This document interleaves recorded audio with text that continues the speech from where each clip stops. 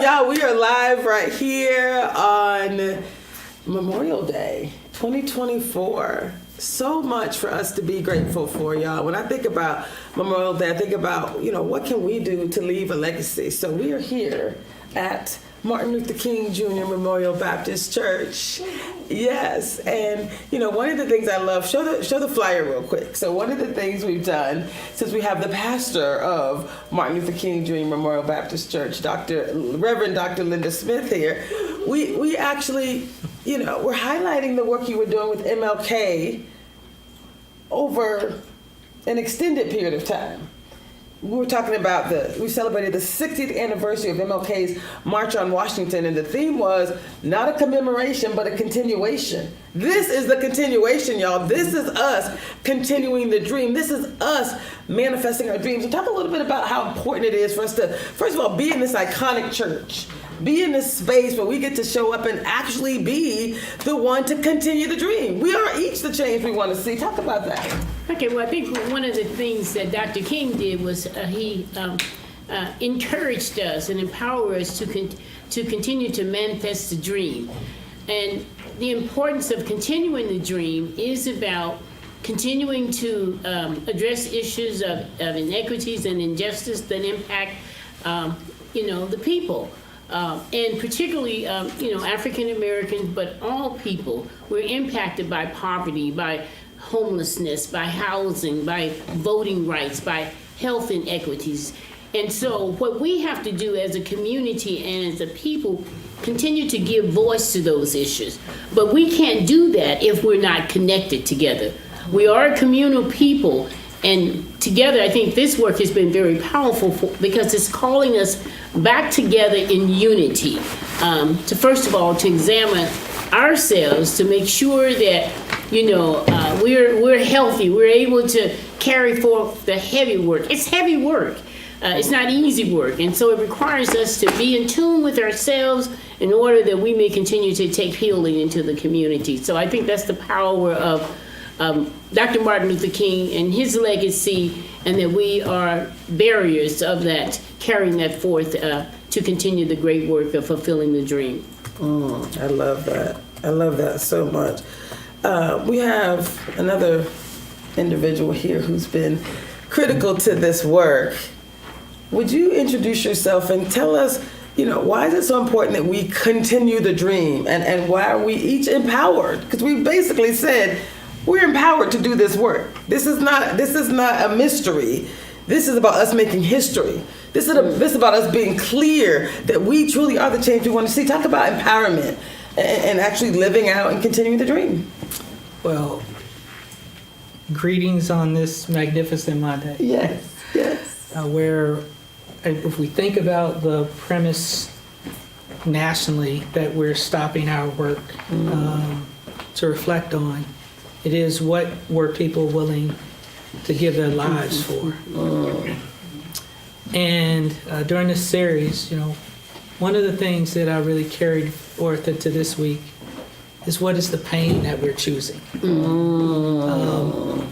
That we would first transform ourselves, and in that transformation, then transform our communities. Because as I change, those who interact with me have a choice to change with me or find their way. So I always am a little ambivalent about the word, associating the word dream with my Morehouse brother, Dr. King. It was the reason that I chose Morehouse. Really? And it's not an ambivalence out of a deep critique. I think it's the reality of being intentional about our words. In 2024, tonight, we're all conscious, we're awake, we're making choices. So the question is, the dream bridges to the vision. What is the vision that you have of the community that you see yourself in? And then how do you continue to pursue that way in the world, in a way that's healthy? And at the end of the day, even when you're in the unhealthy lane, can you make that choice to get back, to be courageous enough to choose a different pain that would allow you to be in a healthy, sustainable pursuit of your vision of the things that God has brought into your consciousness through dreams, through experiences, and really through the contributions that others consistently make into our lives. I love that. I love that so much. I know we have people here who said, hey, I've been here every week. It's Memorial Day. I'm going to watch it from home. I'm going to connect online. So we do have a couple of people here connecting with you online. So as we go through this experience, we are asking each of you to really, engage for yourself, but also know that this is about us doing this work in community. This is about us truly creating a space where we're transforming. Did I tell you guys what the exciting news is about this series? I think you know. I'm not sure if you know. I think you know. So this has been so juicy. This has been so exciting. This has been so impactful. We've gotten such great feedback. We're going to be turning, and there's so much great content. We can't really package it all in 6 weeks. I've had people say, look, I've got this, I've done this, I need it. So we're going to turn this entire series into a free documentary that we put into community because it's so right. Go ahead, you can give it up. It's all good. We're going to actually create a space where this is a legacy. So it's not about our voices. Each of you, as you identify, what are you going to do to get better, right? We want to capture your voices. We want to talk about where you are. We want to talk about what is working. We also want to talk about what's not working. Because guess what? We get better together. So volume 1 of this documentary ain't going to be, we don't got to wait, right? Volume 1 by September, right? Well, so by June, we're going to end the live sessions in June 10th, I think is the last planned session. There might be one more the week after because of some more exciting news. I know, I get it. I'm a little off script. Yeah, so I just want to really highlight the important thank you for that, because it's in hearing the voices to be heard is what really brings about healing. It's when we have the opportunity to share our voices about the things that's going on in our world and in our own personal lives. And when people's voices are heard, they're part of the story, and it's a powerful way of bringing healing to the community. So I love the work that you're going to continue to carry forward to a larger community. I think that's really powerful. Right. But I remember when you and I were talking, and you were talking about MLK, and you were like, this work must continue. Like, it is not about a commemoration. We're not once a year we're going to show up and be like, wasn't it wonderful? I have a dream too. No, we are the dream. This is about manifesting our dream. So, and to do it from here. I just wanted you to know it all kind of just happened. Where we know about divine intervention. Right. We know a bit about these divine connections. Yeah. So we just kind of show up surrendered, and we let God do the work. Yeah. Right. Yeah. And I think from last August, when we actually did had our commemoration, it was really powerful because the elements got out in the universe. Right. And it's been so much change, I think, around that is amazing. From the covenant commitment that was signed so that first-time homeowners, particularly the Black community, can get funds to help support home ownership because that's an issue in our community. Yes. Just the whole thing around voting. We think, well, that's back south, but there's also issues of suppression. Well, it surfaced all of those things, so people began to pay attention and began to listen, and so I think that's really the power of continuation, of course. And with COVID, it unearthed so many things that around hunger and homelessness, and with our elders in our community and our children, our educational system. And so to give voice to those things individually, in community, it's what gives us the power to be able to rise above those issues and continue to move forward. So I'm just, it's really exciting. I'm really excited about it. So I'm off script. There's more good news.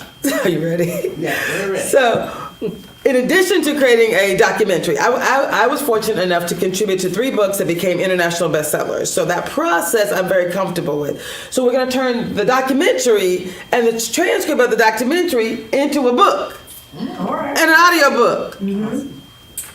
We putting it out there into the universe. If we're laying out a roadmap and we're saying here's what it looks like to transform, we can't keep it to yourself. You know what I'm saying? You can't empower people this much. Empowerment is like it's out there in the universe. Come one, come all. Yes. How do you feel about that? About creating this space where we are, every voice in here, every voice has been a part of this. All the people, there's so many. I swear I went to an event today. People were like, oh my God, I'm watching you. You can't tell who's watching when you're live and you're just broadcasting live, right? But people are like into this. I'm like, I need your voice. I want to hear your voice then. Thank you. We need your voice as a part of this. And so that next step of continuing these conversations, but in a way that allows individuals to talk about their journey is going to be powerful. How do you feel, Mr. Empowerment? I think that it is energizing to hear that, because sometimes we create bigger ideas of what we attribute our legacy as being. We think that it's something that's worthy of a statue or something that's monumental. Ultimately, your history is your legacy. And it is not, it's not something that, whether you're intentional about it or not, it is developed and it becomes your story. So the idea of the work that each of you all have brought to this space with a willingness to do that allows us to build a collective legacy. So. I love it. So I think you just talked about our history is our legacy. Like we are that. We also at New Beginnings, Pastor Braxton actually was just talking about being a living legacy, being that legacy, and that's really what we're asking each of you to do, is to be a living legacy. Decide that I'm going to transform. I'm going to do the work. I am going to be the one. I am going to be my best help. Right? I'm going to support myself on this transformation. So it's super, super exciting. Guys, Can I say one more thing? please, yes. Next year, Yes. 2025, Yes. 10 years will be, I'm going to date myself, 30 years since the Million Man March. And the most pivotal thing about the Million Man March is it taught me the power of one. Because I remember the build up to that event was who was going to show up. In the barbershop, well, I'm not going to that. Well, I'm not. And so you had this idea of, well, what if I show up and I'm the only one there? And I think that was a spirit that was in the space. But the bottom line of it is, after having attended that event, what I realized was I could only make the decision for one. And that was the most important part of the day, was the decision that I made for myself. And I share that story here because I'm not moved by 500 being here or one. The question is, you can't get to 500 without going through one. That's good.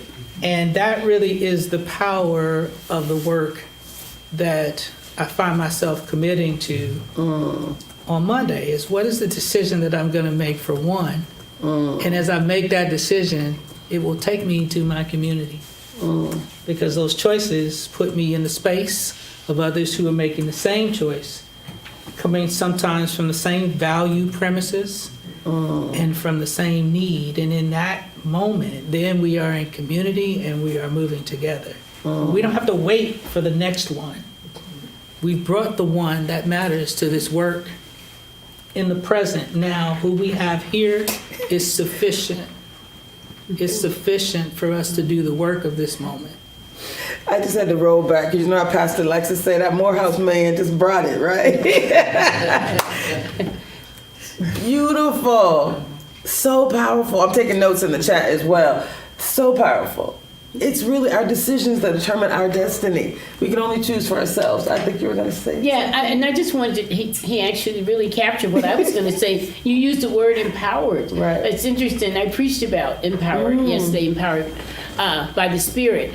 And we each have been empowered. We each have been empowered. So that's different. It looks different from power of one, you know. But we each have been empowered to go forth, to heal ourselves, but also to heal the world. And so when we think about it from that perspective, it's like you say, the power of one.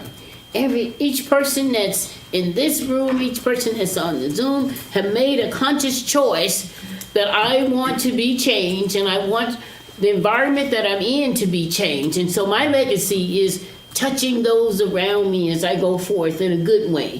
So I really, really appreciate to know that we have the power, we have the power, we have the strength, we have the courage to be able to do what we need to do to be better together. I love it. I love it. I love it. So what you just said is, and I love it, it's we have the power. That was really kind of the focus for week 1. We call it the power of self-command. But the whole point was we are the solution. We have the power. So I think we have some slides real quick we're going to share. Just a bit of a recap, right? So during week 1, first we had the flyer, and I'll let Nathan put that up for us. But the flyer actually showed, if you go back real quick, the flyer actually shows the MLK image, right? And it basically shows the dream continues.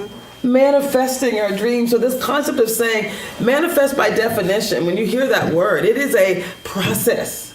We get to do the work and take the steps. So we're being very methodical, which is why I'm like, we got to lay this out. We got to put it in bright print. We got to make it a video. We got to do all the things so people are very clear. It is here for you. Empowerment is like, let's give it to them however they can take it. So I think something with the plug is Nathan, Clyde, if you can help me back here. My computer just went dead.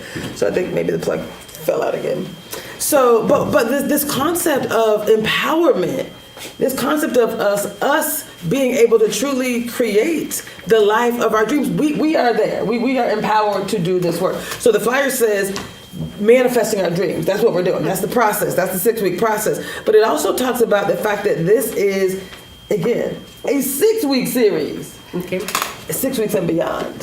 So we would call it that, 6 weeks and beyond. So we're going to share some slides. I'm assuming they're going to be up for us. There we go.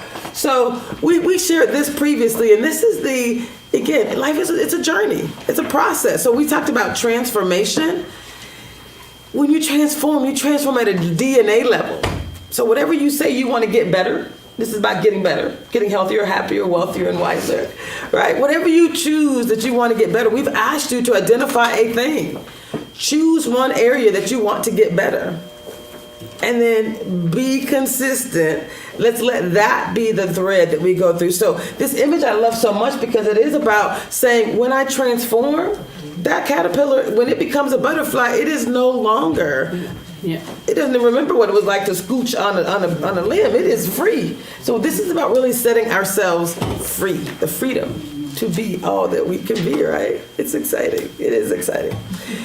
And so we also have another slide we were going to share. It's basically the 6 week plan, right? We have the week 1, we said it's about this power of self-command. You said empowerment. Mm-hmm. Week 2 and 3, we said let's look at what might be keeping us stuck. We know what we want to do to be empowered. So let's look at those things. Many of you, I think most of you, I think everyone in this room, we all did the saboteur assessment. I'll have someone put it in the chat again, the link to the saboteur assessment. It's free. It's on positiveintelligence.com. So we're looking at what is holding us back, but also what can help us to get unstuck. So we'll go to week 1, the questions that we asked. And we'll figure out how to get me some juice here at some point in time. I'm glad it's all up here. Makes me very happy. But I would like some juice. But week 1, we were focused on these questions specifically related to who we are and why is it better that we do this work together. And what did you say? Why is it better that we do this together? What were your kind of highlights? Anybody want to share? But I'll start with you too. Well, I think for me, doing it together really validates that our humanness, that there's nothing wrong with us when we, maybe get stuck in issues, or we find ourselves feeling less than someone else, or having limited belief. When we do it together, each one of us have a story. And when we're honest and authentic about sharing that story, it really brings healing to us, but it also let the person sitting next to you say, oh, I am okay.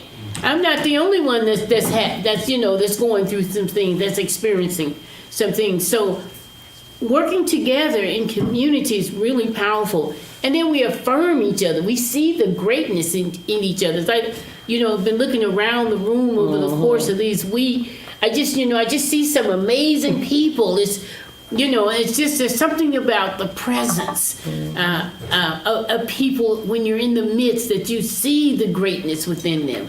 And so to me, that is what's really why doing it together is so powerful. I love it. Yeah. I love it. So again, I'm assuming you have the slides for week 1 up. So week 1, we were talking about how to get unstuck, right? We were saying the power of self-command.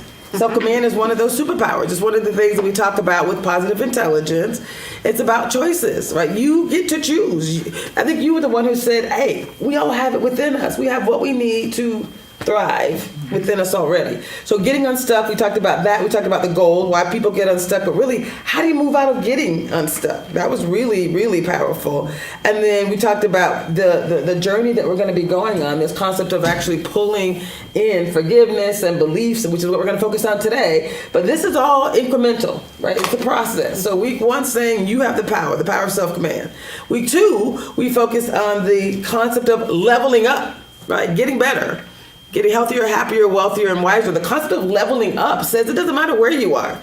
You are exactly where you were meant to be. Now let's level up. No judgment about where you are, right? We are exactly where we're meant to be. Talk about leveling up, the two of you, anyone else in the room. Talk about leveling up and why that was so important. Well, we have to be true to ourselves. As Socrates say, to thy own self be true. So once we level up with ourselves, we become aware of the things that have us stuck. And it's not something that you just do away with overnight. We're constantly in that process of consciously being aware of the things that have us stuck. So it's like these subconscious things settle in our minds and they surface. And so for us, first it's the awareness. And once we are aware of something, then we can acknowledge it. Once we acknowledge something, we take the power away from it. It no longer hoards power over us. So I think that the importance of just acknowledging, being aware, is really great first steps in helping us to get unstuck. And like I say, it's part of the journey. It's the journey of life. It's a part of that self-care and that self-awareness of who you are that you have to keep doing over and over again.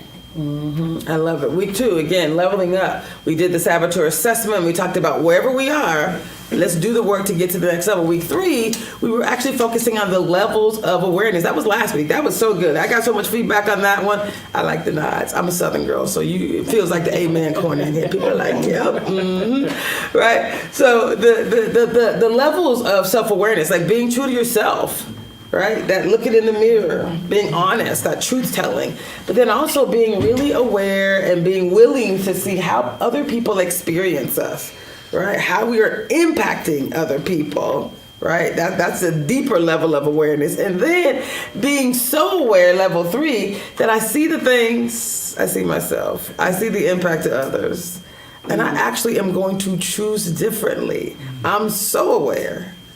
I see the thing so clearly. It's like taking the hand off the hot stove. Oh, no. As soon as it shows up, I'm not even going there anymore. I'm going to choose differently. That's when we talk about decisions that allow us to do something differently. You talked about transformation. Levels of awareness is the step before transformation. You're actually still a caterpillar. You just see that there's someplace I can go. You start to get into that next level of the chrysalis, right? But you ain't there yet. Right? It's not until you start to do what we're going to do this week and really think about beliefs. That's where the transformation happens. So we're going to talk a little bit. I think the next slide you have is week 4. I think. Yay! So week 4. So we're going to talk about actually transforming our beliefs. I should be in here somewhere.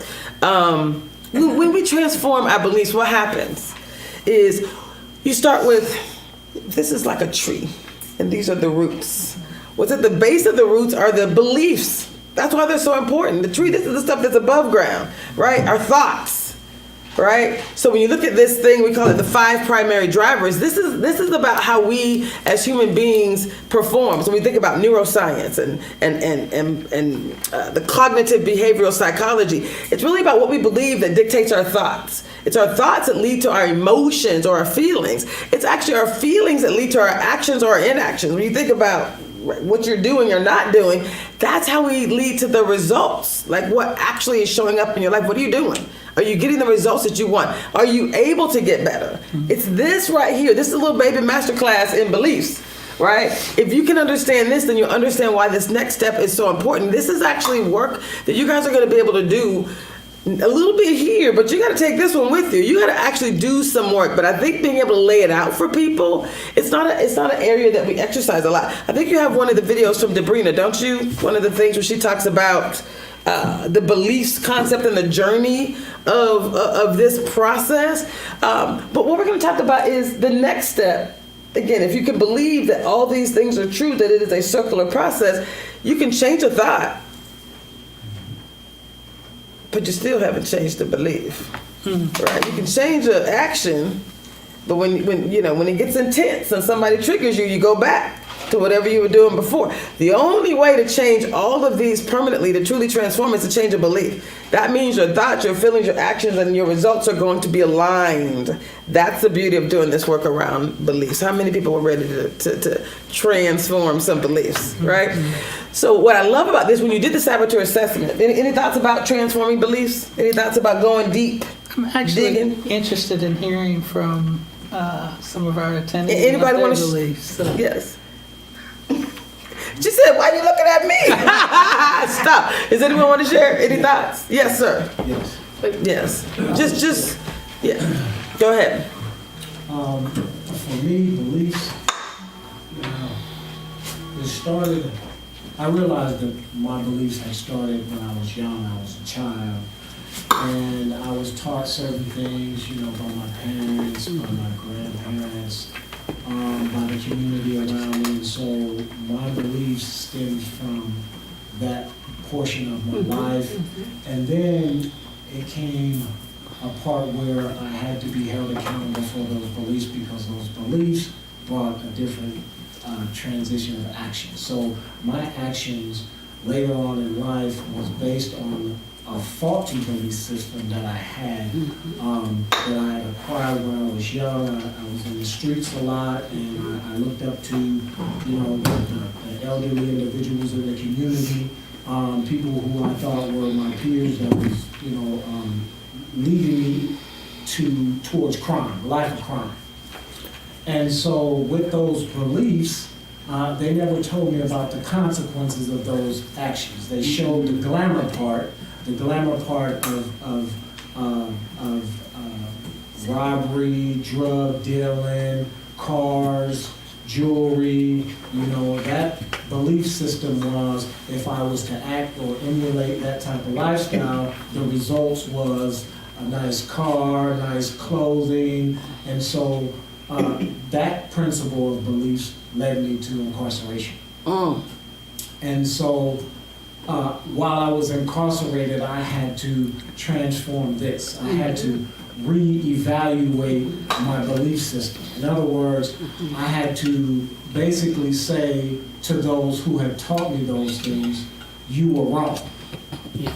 You were wrong about the beliefs that you believed in, and you were wrong about how you taught me to believe in those same beliefs, and it led to me being incarcerated. So it was a hard conversation to have. Some people accepted it, some people didn't. Some people thought that I was not only being disrespectful towards how they perceived life for me in the future.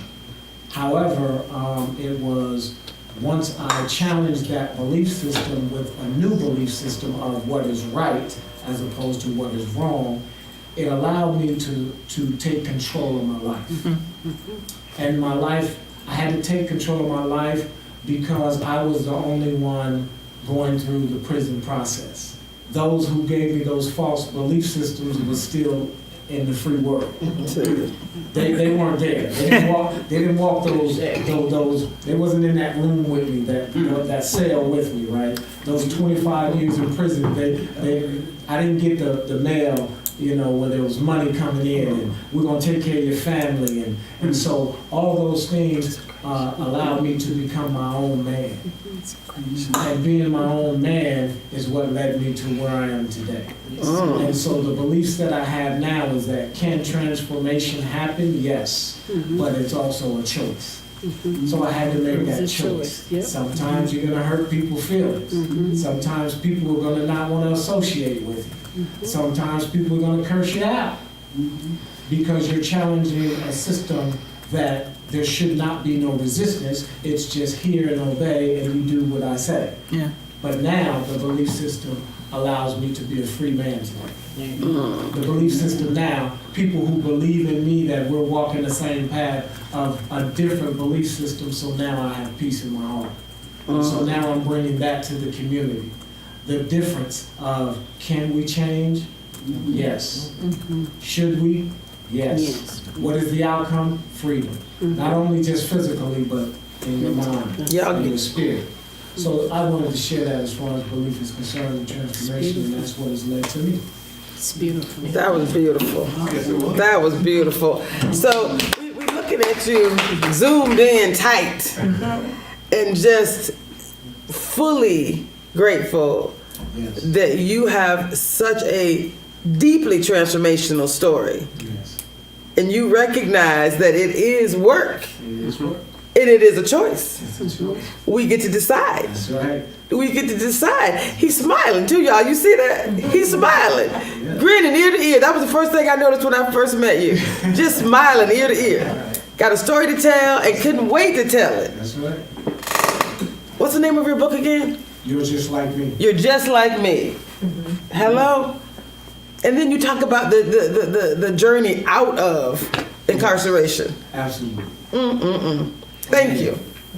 But I think his story, when you hear his story and you look at his outer countenance, it shows that there's been an inner change in him.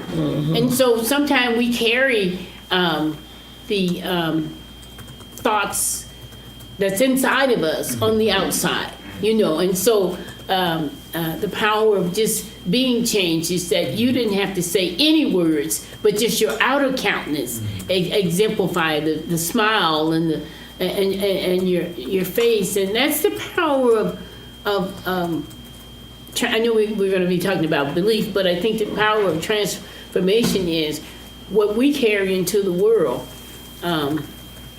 If we're healed, we carry more healing into the world. And so that's powerful that we expand. Our legacy is that we're bringing healing to everyone that we touch and everyone we encounter. And it's not always with words, it's just about our presence. So I just think that was just really powerful. I love that. Thank you. Thank you for being so vulnerable and sharing your story. We appreciate that. Yes, I love it. So share the slides again, Nathan, for us. So we were talking about, again, we're being very pragmatic. We're taking you on a journey, step by step. So when you go back to that visual that you saw, the 5 primary drivers, it's basically the same thing. So we're gonna have to go back 3 slides. Yeah, there you go, to the 5, yeah, there you go. Is that what we were? I think we were on levels of belief. Where was that? Is this where we were? We already talked about the levels of awareness. This is where we were. Okay, great. This is where we are. That's great. Perfect. Thank you. I love post-production edits. That's what this is right here. So when you look at this slide, the 5 primary drivers, the visual, we just turned it into words so that people are actually making the connection. But the visual of the circles are basically saying beliefs lead to our thoughts, right? That's what we're saying here. What we believe determines what we think. That's what it means when we say beliefs lead to our thoughts. Those bubbles might not connect, so I want to put it into words. What we believe determines what we think. It's what we think that determines our feelings, that leads to our feelings. Whether you're joyful, upset, stressed out, what we feel determines our actions or our inactions, what we do or what we don't do. And over time, these actions or inactions are what becomes our habits. So that saboteur assessment that we all took, right? You don't have to go too deep into the drivers. It kind of talks about the thoughts, the actions, right? It's all kind of connected. with our habits determining both the quality of our life, how strongly we can perform, and with the things that we say we want to do, and that really leads to the destiny, right? Those decisions determine our destiny. So when you think about that saboteur assessment, it's just one of many tools, but it's one of my favorite because it does combine all of the 5 primary drivers, right? It's in some way, this is how you show up. You get to pause and say, yes, that is not serving me, right? I might be overdoing that controller. I might be overdoing that stickler. I might be and we talked about the good parts of it too, right? Don't get it twisted. There's some great parts of being a controller, right? Very decisive. But if you're controlling someone else and they're not responding well, you might want to check yourself, right? And realize that may not be optimal. So that's what I really love about these 5 primary drivers. And I consider this a little bit of a masterclass, because if you understand this, now when we think about the work that you need to do to transform your beliefs, then you'll understand, oh my God, so that changes everything. My beliefs change everything. We say thoughts become things. This is what they mean when they say that. Thoughts become things. Thoughts become everything. But really your beliefs lead to your thoughts, and that's really where you want to do the uncovering and do the work. So I wanted to just really highlight the saboteur assessment really is an opportunity for you to look inside of yourself. I can look at everyone in this room. I cannot tell you what's going on inside of you. But that assessment really gives you an opportunity to look at yourself. And even if I knew something that was going on with you, and I told you, you wouldn't believe it. Then we start to, project it back on others. But the assessment really is an opportunity to intentionally see ourselves. It's not about anyone else telling you what you're like or who you are, because it gets into the depths of your soul, the heart of who you are, and that gives you an opportunity to start to look at yourself and say, okay, what do I need to do? How do I need to change this belief or thought? So I just wanted to really highlight the power of the assessment, because Arthur, I can't think who said the quote, that our lives, and you said it very well, my friend, I love it, our lives are fashioned out of the environment in which we live. Right. And that happens at a very young age. And so that forms our beliefs. And until we are aware and awakened about that, only then can we begin to make changes. I love it. So you all know that, again, we started this conversation saying that this is about true transformation, right? It's about how do we show up differently? How do we do the work? How do we decide, right, differently? And the importance of beliefs. And Debrina Jackson-Gandy, again, she's my coach. She's an amazing individual. We have a quick video from Debrina as we were talking about really transformation and why beliefs are so important. Well, our conventional, motivational, personal development, and even therapeutic models usually start or stop with thoughts. And transformational work, however, means you are now exploring the inner forms, because we're talking about transforming. Well, what are we transforming? The innermost, most foundational seed thoughts or core programming that we are in this space calling beliefs. So we're going beyond the place that many other models stop. So what are you thinking? What are you thinking? What are you thinking? Reflect, reflect, reflect. Those are all questions at the thought level. But what gives rise to the thoughts that we're reflecting on? So that's where the real power for permanent change lives, because you can change your thoughts, but the beliefs that gave rise to the thoughts are still firing and informing and, feeding the thoughts. And then you can backslide or regress.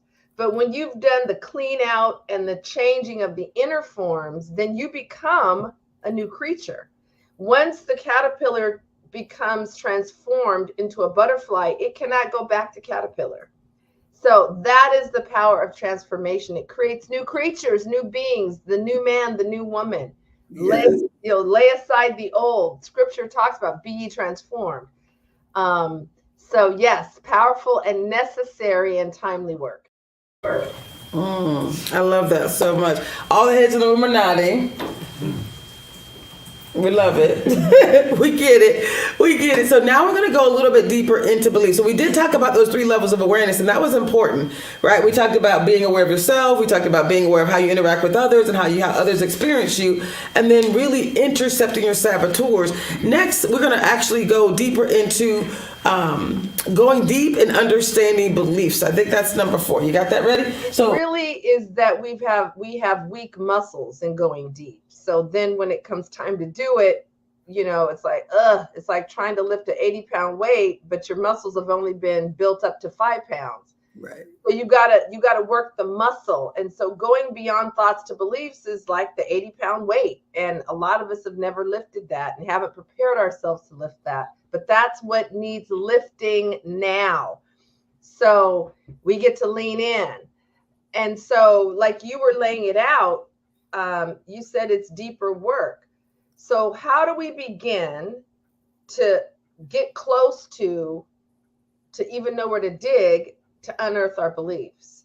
Well, because they're invisible, like that analogy you gave, that I gave, and of the wind, the wind is real, but you can't see it because the effects are everywhere. When you see, leaves blow down the street and a sign topple over, it's like the effect of it is real, though my eyeball may not be able to see the wind itself.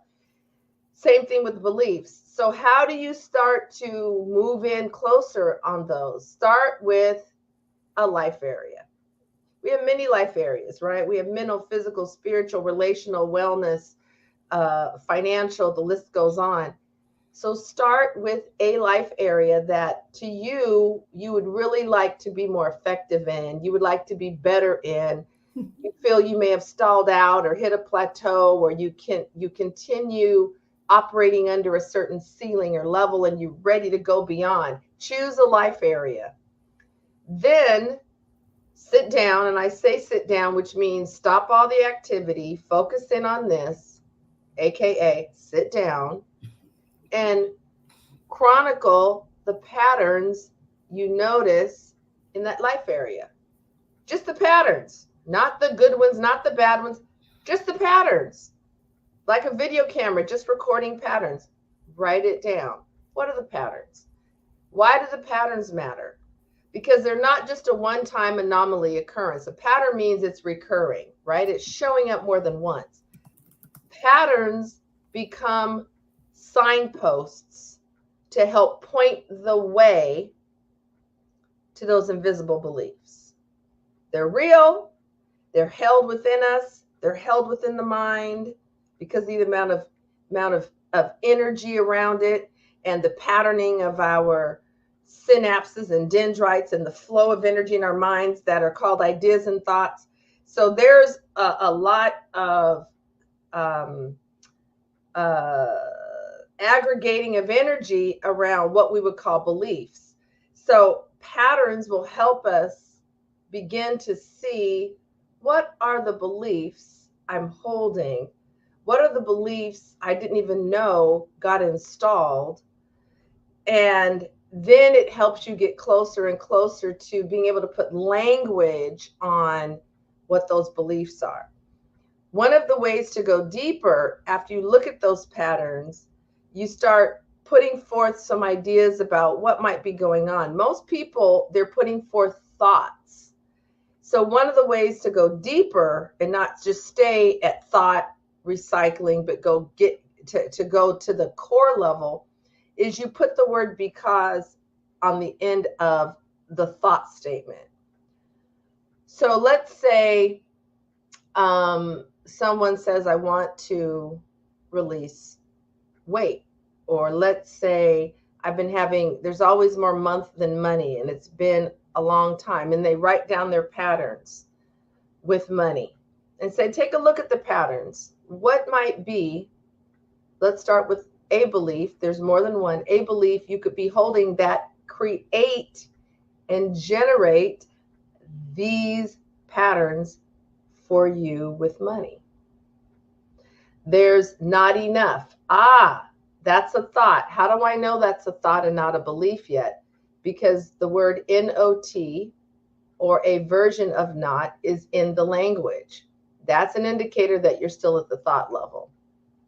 So there's not enough for me. We're making it personal now. Because. And then you think about, how do I want that statement to end for it to be true for me, consistent with how I've been showing up with money. So that is a technique you can use to help you go deeper. And you might get to a belief, I deserve the leftovers. Oh my God. So now I've been experiencing leftovers with money, the scraps. I've been experiencing leftovers in my love relationships. It could even bleed over to other areas. So now you can work with that. It's like, oh, I didn't even know. I don't deserve the best, the choicest, the juiciest, the prime. I deserve the leftovers. Oh, where did that come from? Now, that's a whole nother form of transformational work called forgiveness work, where you start to clean and clear out what surrounded when that got installed and the emotions around living from, I deserve the leftovers. That's the forgiveness work. Get us back to a state of freedom. But those are some examples. That's an example, Dr. Tracy, of how to start doing the belief work. And that would just be one life area and one belief. We have more than one belief operating in a life area. Then we have more than one life area. That's why you got to develop the muscle or get them developed as you're doing the work. Y'all, this is the work. This is the exciting part. This is that next level of transformation. This is why I have six certifications related to transformation, because I had to catch it from all the angles. I got my own transformation to do, so I had to work it. And I thought I was really excited about the scientific elements, right? The things that the neuroscience, because it's guaranteed to work, you know. But I'm a believer too. And so I had to kind of combine those two things, which is why connecting with Reverend Dr. Linda Smith and connecting with my pastor on work that they've been doing anyway to help us get better. It's like, oh, when you bring the scientific and the spiritual together, it's everything. You cover all the bases. You're guaranteed to work if you work it. And it's about ease and flow. So when you look at your beliefs, there is a process. There is a step-by-step process that we're going to talk about today. And we're going to ask you to work that muscle.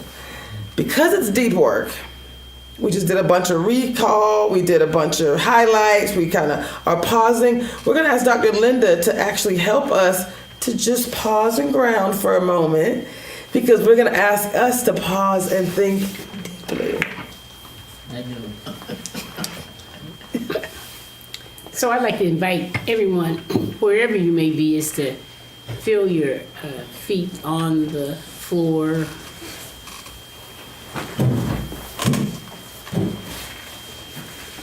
So to feel your breath moving within you. So to relax and allow yourself to be free.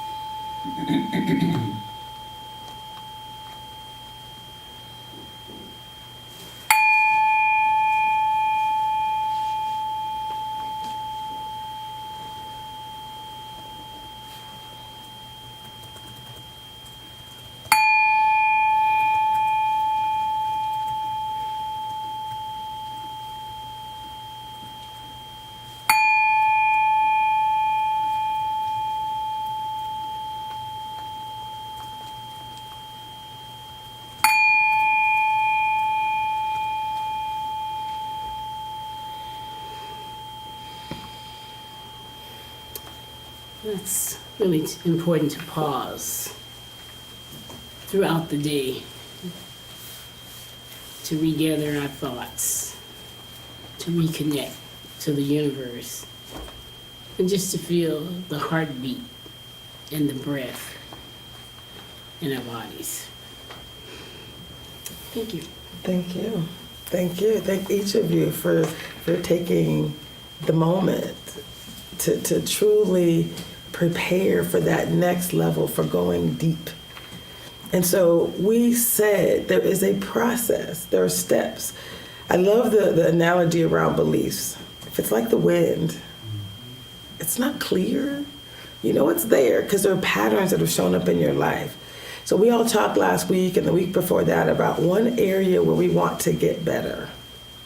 So now what we're going to ask you to do is really think about what patterns have shown up in that area.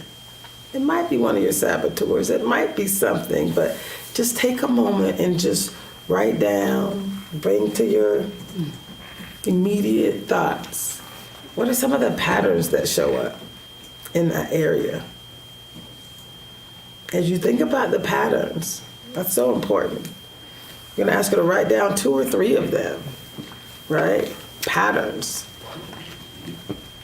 And when you write it down, you're putting to your mind and you're basically saying, for me, this is what I see, right? We talked about the levels of awareness.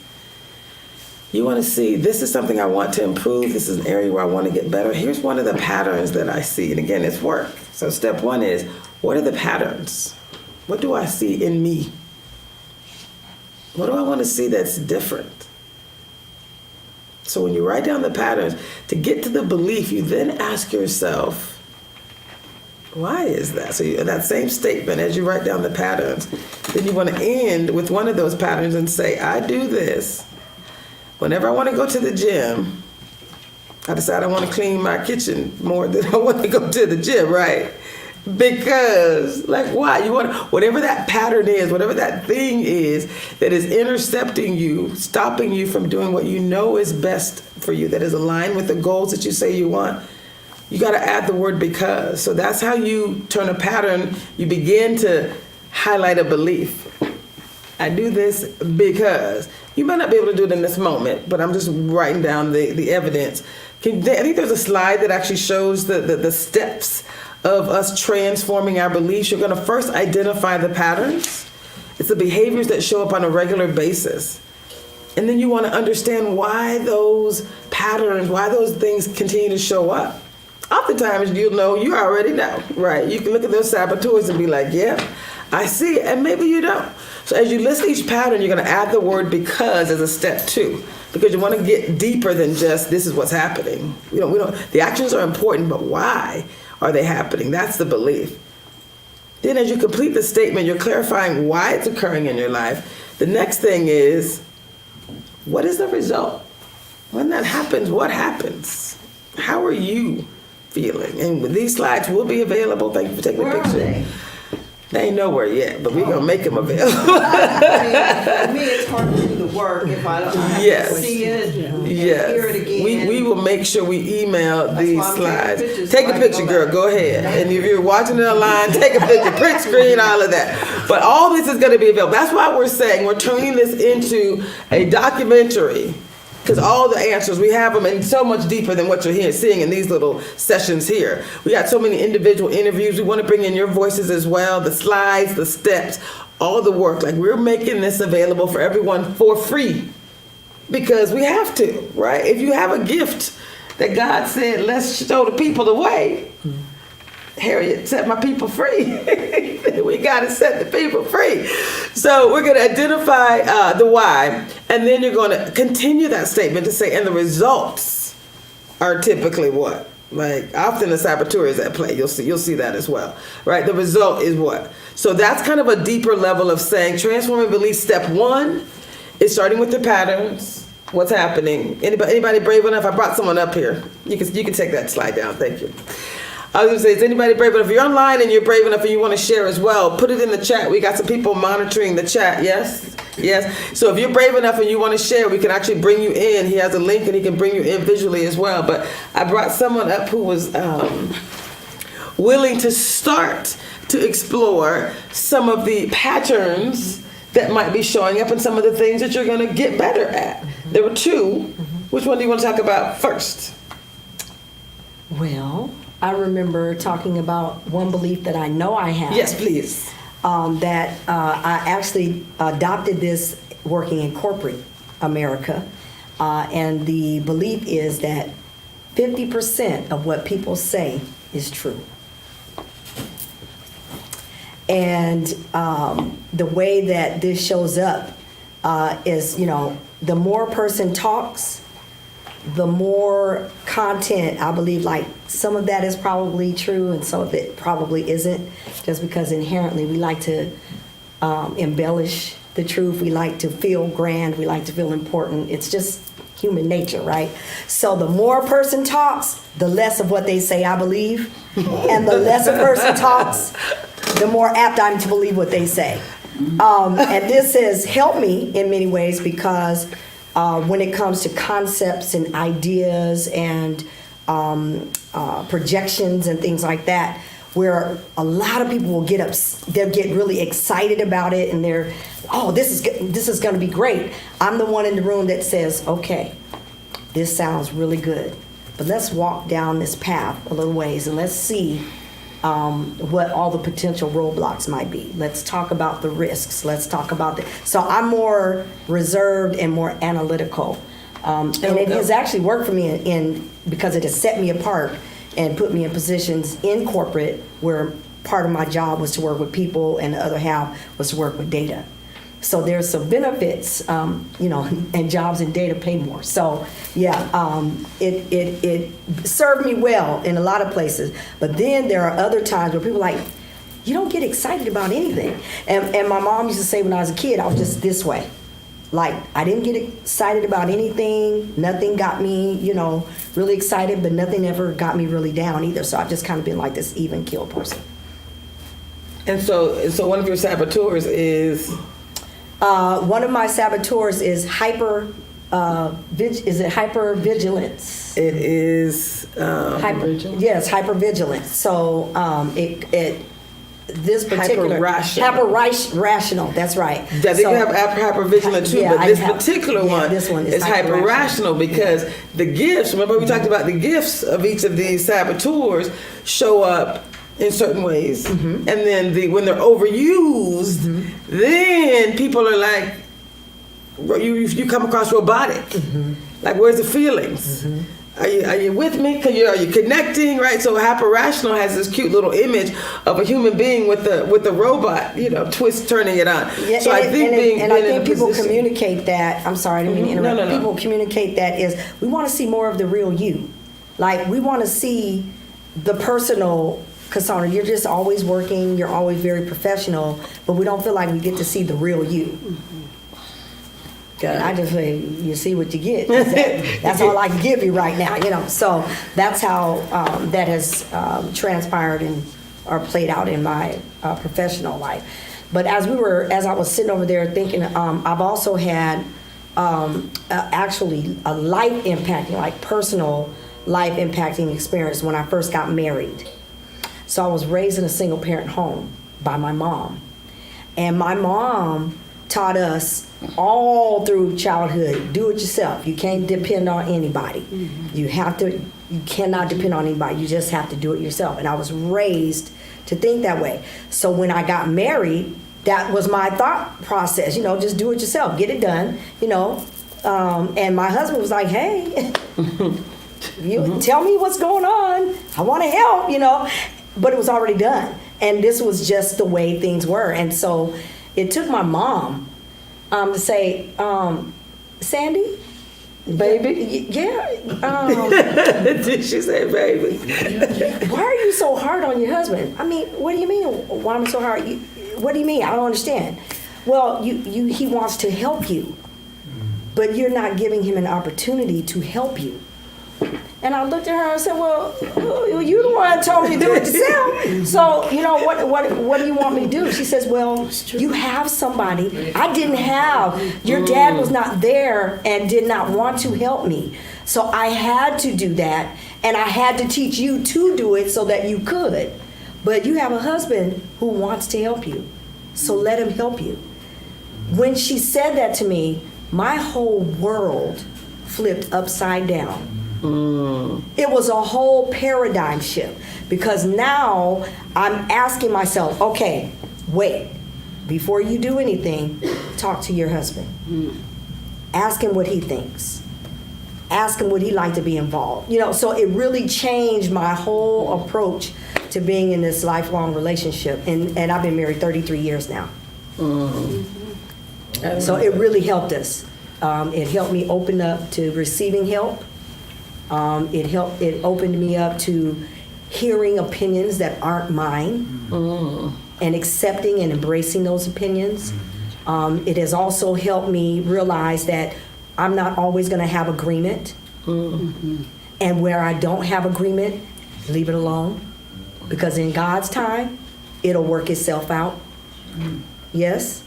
But where we have agreement, let's roll, you know? So yeah. That right there is like, that one gave me goosebumps when I'm thinking about the impacts and how my life has changed simply by being open to receiving help. So think about a belief. Think about an area that you want to transform, and then let's do the work around identifying the awareness. Anybody else want to give an example of an area where you had a belief and any you still working it? They're working. We got pens moving in the room, so people are working it. So we want to work through that process, right? I can share working with Debrina. She helped me to uncover, and my top two saboteurs are hyperachiever and controller, and that would not be a surprise to most people who know me. But I can tell you what I hyperachiever is like. She has an armful of trophies. If you look at the image of a hyperachiever, and she's reaching for yet another. So Miss Tracy with the multiple degrees and the multiple certifications and the blah blah blah blah, all the things. For some reason, when I transitioned out of corporate, I felt like in doing something else, I wanted to do these extra. I needed some extras. Certifications and optimizations and validations and really. So now I say I don't need nothing else. But let me just tell you what the belief was, why I thought that. Now, if you saw me, I'm pretty confident. Like, I'm pretty intelligent. I feel comfortable. I show up in a room and I'm like, let's go, people, let's go. Right? You're right. In corporate, I feel very comfortable in the corporate space, but I was bullied growing up. My brother used to bully me like relentlessly, and I discovered when I was 22 that I had a different father than the other children, and he knew it, and I didn't.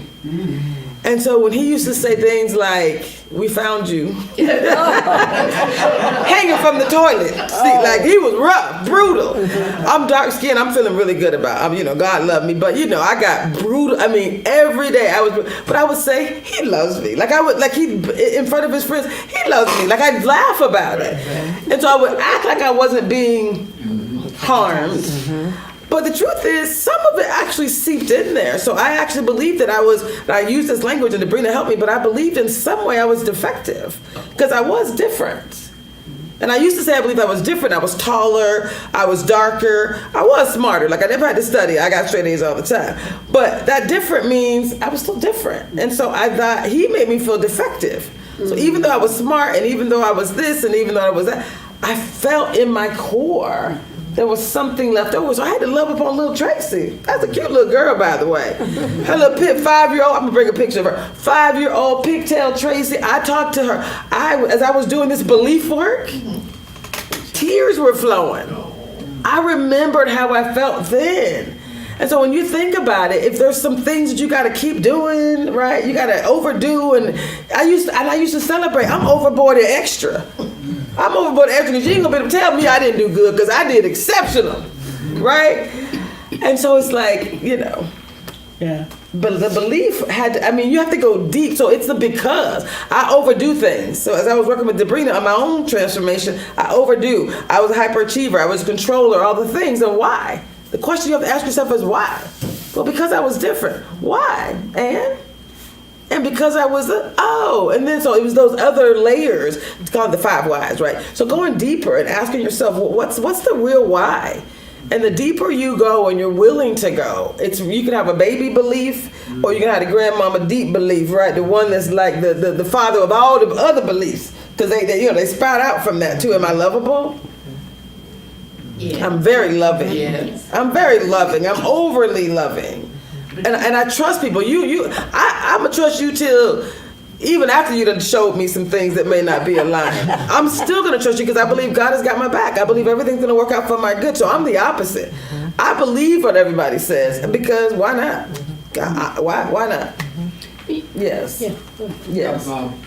We're talking about childhood upbringing. Yes, we are talking about childhood One of my upbringing. boogeymen, I never thought about it until you brought up your subject, and that is, there's more than one way for something to be accomplished.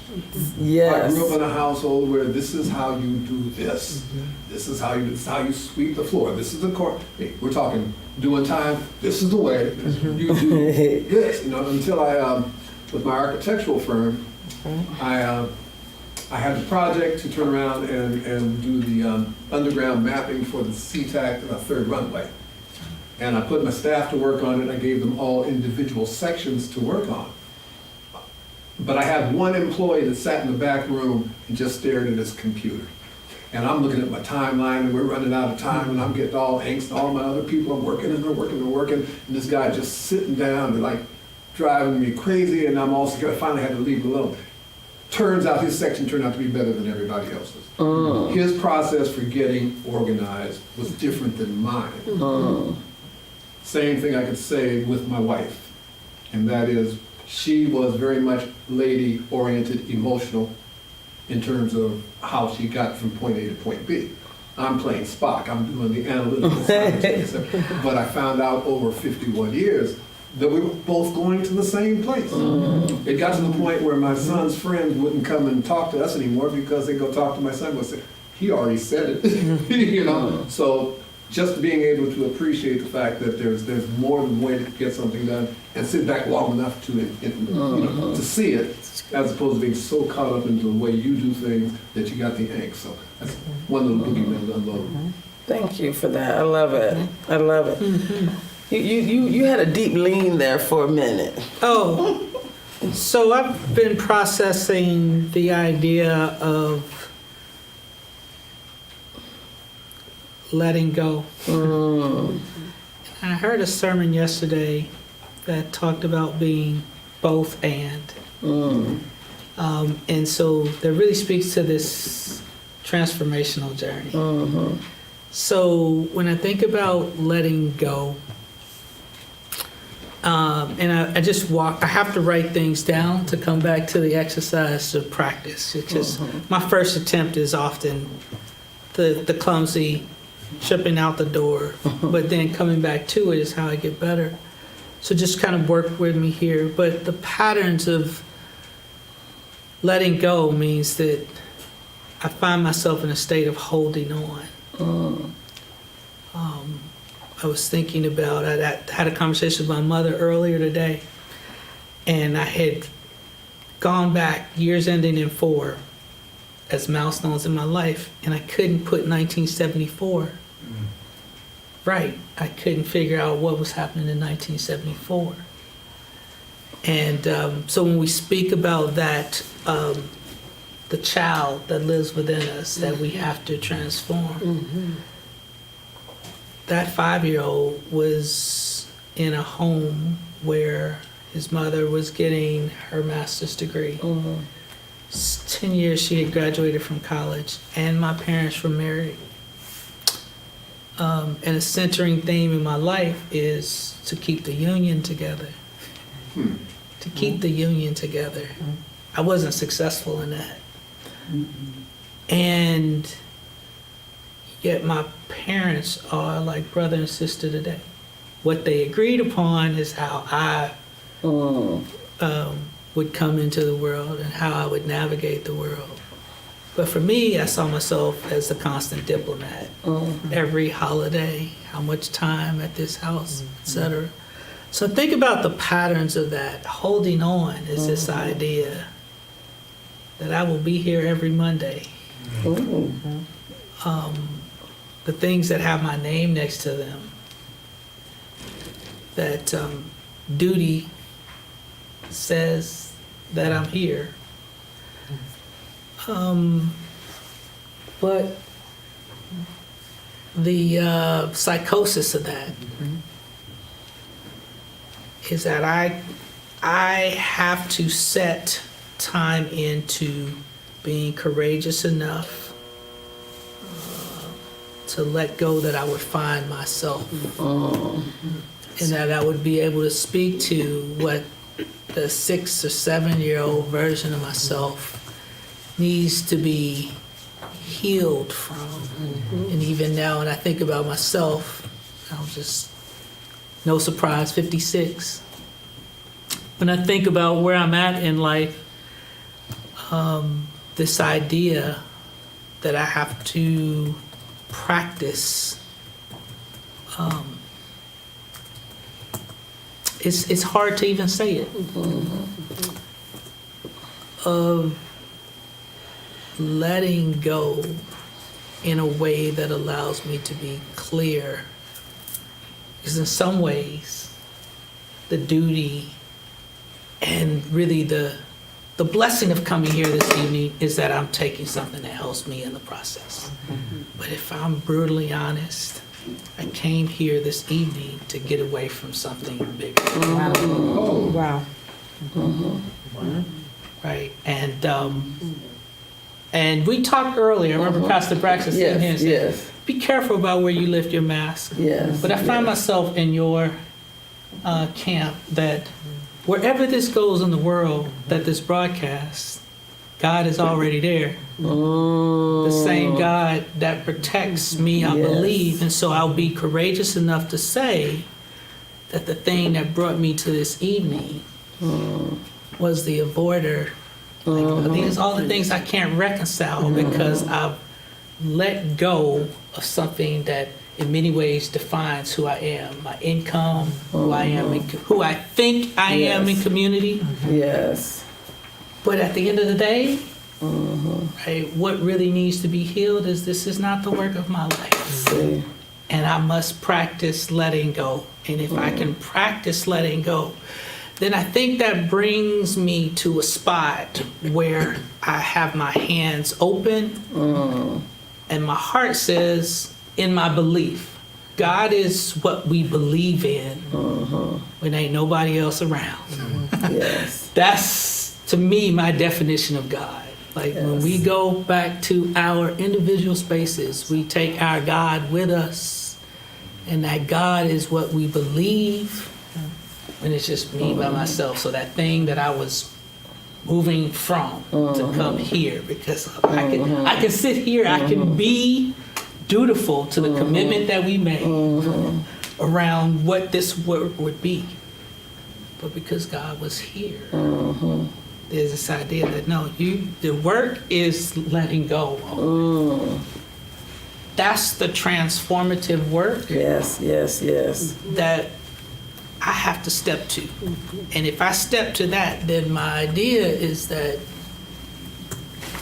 there are ways in which you all move through your transformative work that inform what I need to do next. And that's really, to me, how my belief moves, like in the process. So I got to why I do it because I'm an avoider.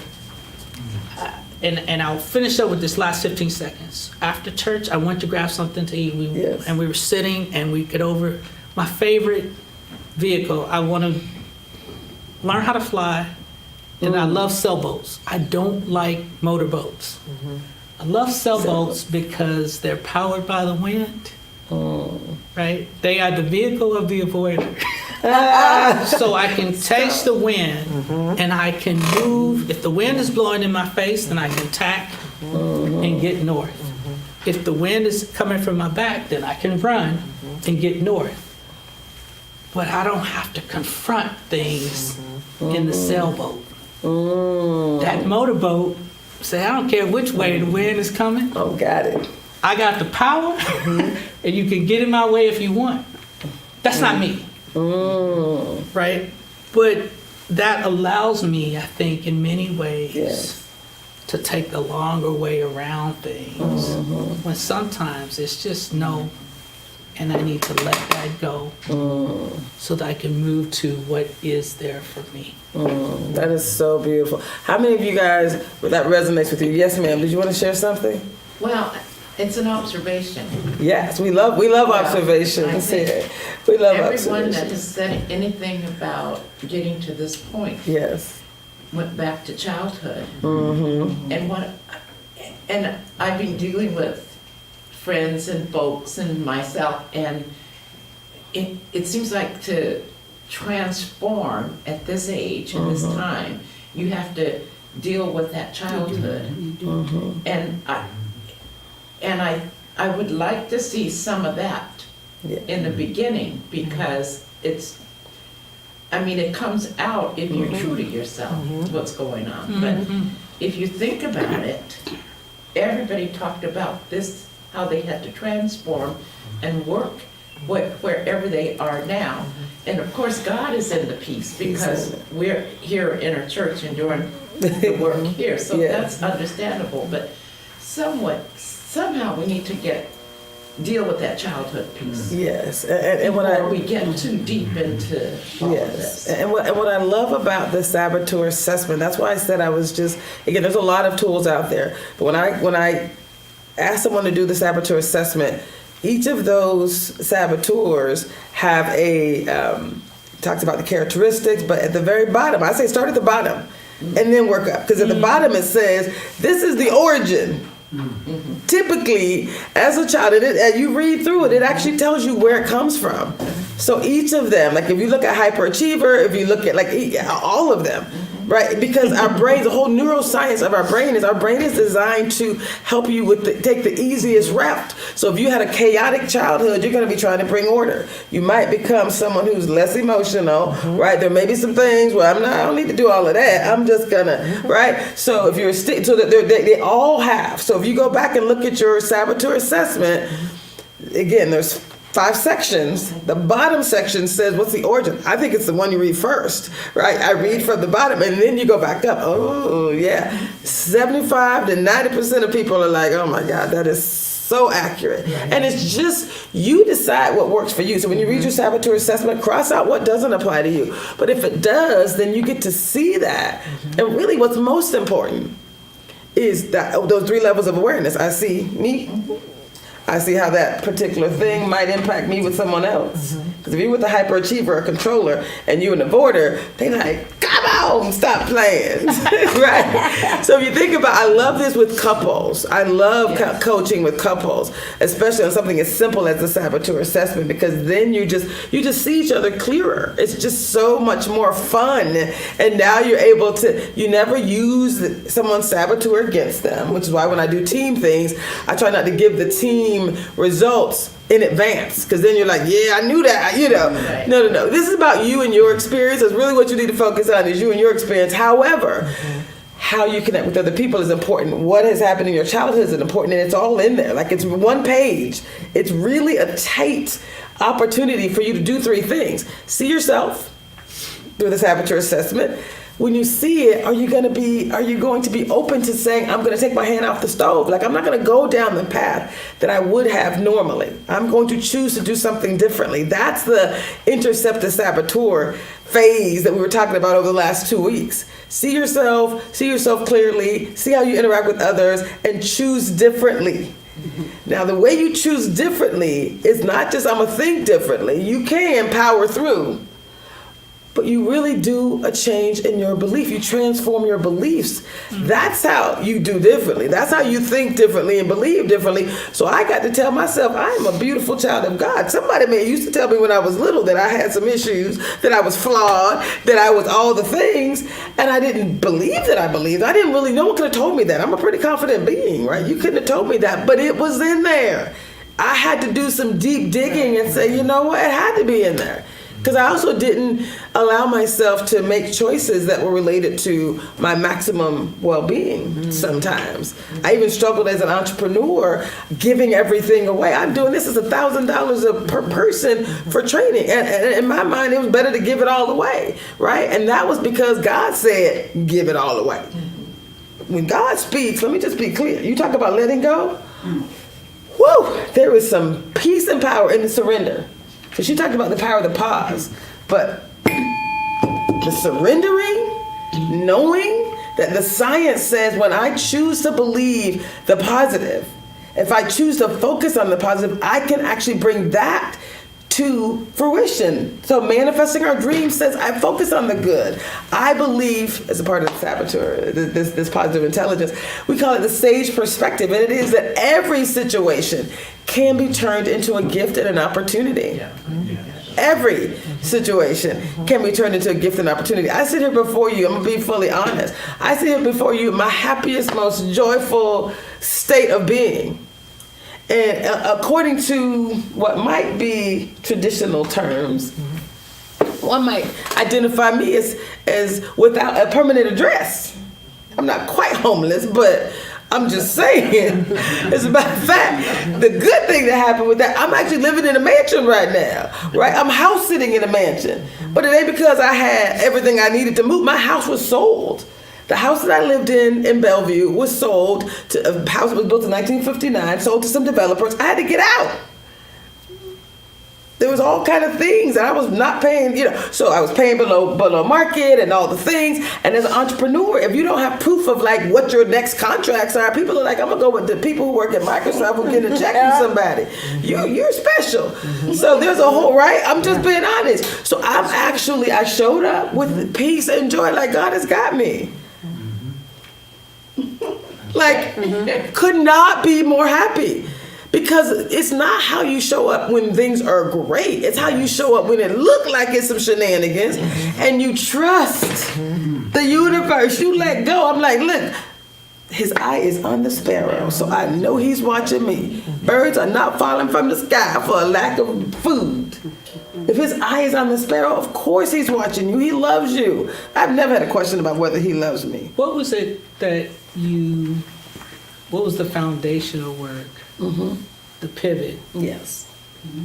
For changing your belief about how you would approach that differently? Like, I think it's helpful for those moving through this for the first time, for you to share, okay, now you're in a scenario where I have this situation. Can you just talk to me, talk to us about how what in your belief, if we're talking about changing your belief and that being the essence, the origin of how you get to butterfly state. Yes. What does that look like in the scenario you just gave us? Like how you change your belief? So let me be honest, there was no change necessary in this particular. I had to change the beliefs around, but I believe God's got me. Period. He's got me. He's got my back. I believe walking surrendered is the only way to be. I believe when you hold on and think you're going to work it out, and he's like, I got you. Go work it, Lord. And when I say there's miracle after miracle after miracle after miracle that has shown up in my life when I show up surrendered, it's also scientific that says if I believe that every situation can be turned into a gift and an opportunity, this is going to work out for my good. It's scientific. That means I'm not going to see the bad stuff, right? Your reticular activator is going to be like, I'm looking for the good stuff. Because I already believe that this is meant for my good. What an amazing story. I'm showing up talking about living powerfully. And guess what? I'm living powerfully. Living powerfully is saying I'm showing up every day and I'm living in a mansion right now. Swear to God. You're not, I believe 6,300 square feet, water, pool, hot tub, lake view, fireplace in the bedroom, deep tub. I'm house sitting. I'm just being honest. And not showing up because God was like, I got you. I got 7 weeks, 8 weeks worth of house sits laid out. I'm being honest. Waterfront views. There's some rich people in my area, apparently. But I'm like, I'm just laid it out. And I'm like, thank you. Am I working it? Yes. Am I doing the work? Doing less for free work and focusing on paid work? Absolutely. But this right here is where God was like, I got you. So I've shown up. So I didn't have to change my beliefs. I'm just being honest. I had to change the beliefs about me being. Previously, I had to change the beliefs about me being defective because of my brother. You know, those are beliefs that I didn't want to see. But I always believed God got my back. And so in that conversation with your brother, yes, you weren't come in that conversation looking for what is the good of what he was saying. You were deeply invested in the hurtful pieces of the what truth is, beliefs are like the wind. I didn't see it. I didn't even know it. I was like, how is it? I had to do the work that I'm asking you guys to do, right? There were things that I had to ask those questions. That's why I have another video with Debrina, I think, at some point. But being able to really talk through what patterns were showing up in my life. If you're choosing things that are not aligned with your good, there must be something about that. If you're not actually charging what you're worth, there must be something about that. Well, there was some comment, I'm pretty rational. That means you must not believe. Come on now, why might that be? There's only a few things that can reveal the truth, right? There's only a few things, like you must not believe you're worth it if you're not charging what you're worth. Oh, okay. I would never have thought that. Beliefs are those things that you don't even believe that it could be true for you. I don't believe I'm defective. Little 5-year-old Tracy had some feelings about that thought I had moved on from. But little 5-year-old Tracy must have felt like she was defective in some way, and that belief carried on. Unconscious beliefs are like these operating systems. So it's happening. So just to be clear, this is why you get a coach, because I had to be coached through the process. This is why I can coach someone else. You can see it very clearly when you're helping someone else through this process. And we're offering free coaching, by the way, for any people who are interested in this process. Free coaching, because that's what this is meant to be, for community, to help you through that process. It does require you to do some work. Yes, ma'am. Yeah, so I want to go back to what Gwen said about the inner child. Yes. We cannot overlook the inner child, because there are so many things that are buried in our subconscious minds that we walk around with all the time. Sure, the saboteurs sort of get us in a range, but it's important to go back and talk to that inner child in you. I had to do that, my experience myself. I grew up in a family, it was 11 of us, and our mom and our dad, and, grew up in poverty, And so a way that you survive is that you cover up, the struggles, the pains, and the hurt that you have to go through. And so as an adult, I found myself, really... like you say, high achiever, working all the time. I probably still do a lot of that now. Right. But a lot of that came out of just as a child, feeling like you got to survive. But I had to talk to the inner child in order for that inner child to be healed. Also, one of the things I think is important is that as self-sabotaging thoughts and things around us is, the inner child is, we're constantly evaluating ourselves. I'm not good enough. I'm not as good as that other person. I'm afraid. And so really healing the woundedness inside of us, which brings to the conscious level, the subconscious things that we've not dealt with. And one of the things that I invite people to do is just really sit down and have a conversation with the inner child. I had mentioned in a couple of sessions that I was coach. I coached pastors at the Pastoral Leadership Program, and so many of them, had all of these degrees and all of this, but they were so broken in the inner self, And so until they sat down and had that conversation, writing it out, talking to the inner child. How did you feel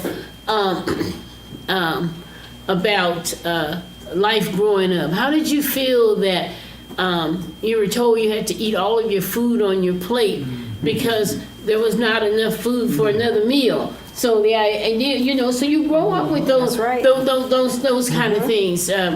How did you feel when, as a student in high school, that you got books from the white school with half the pages torn out, that you had to try to figure out, make a connection between 10 pages of what was missing between that to try and learn. You know, so all of those things impact and affect your ability. And until you deal with that inner child, you know, I love how you said your mother was that voice, but most of us, that's work we just have to sit down and do. Yeah. And I was surprised when I did that work.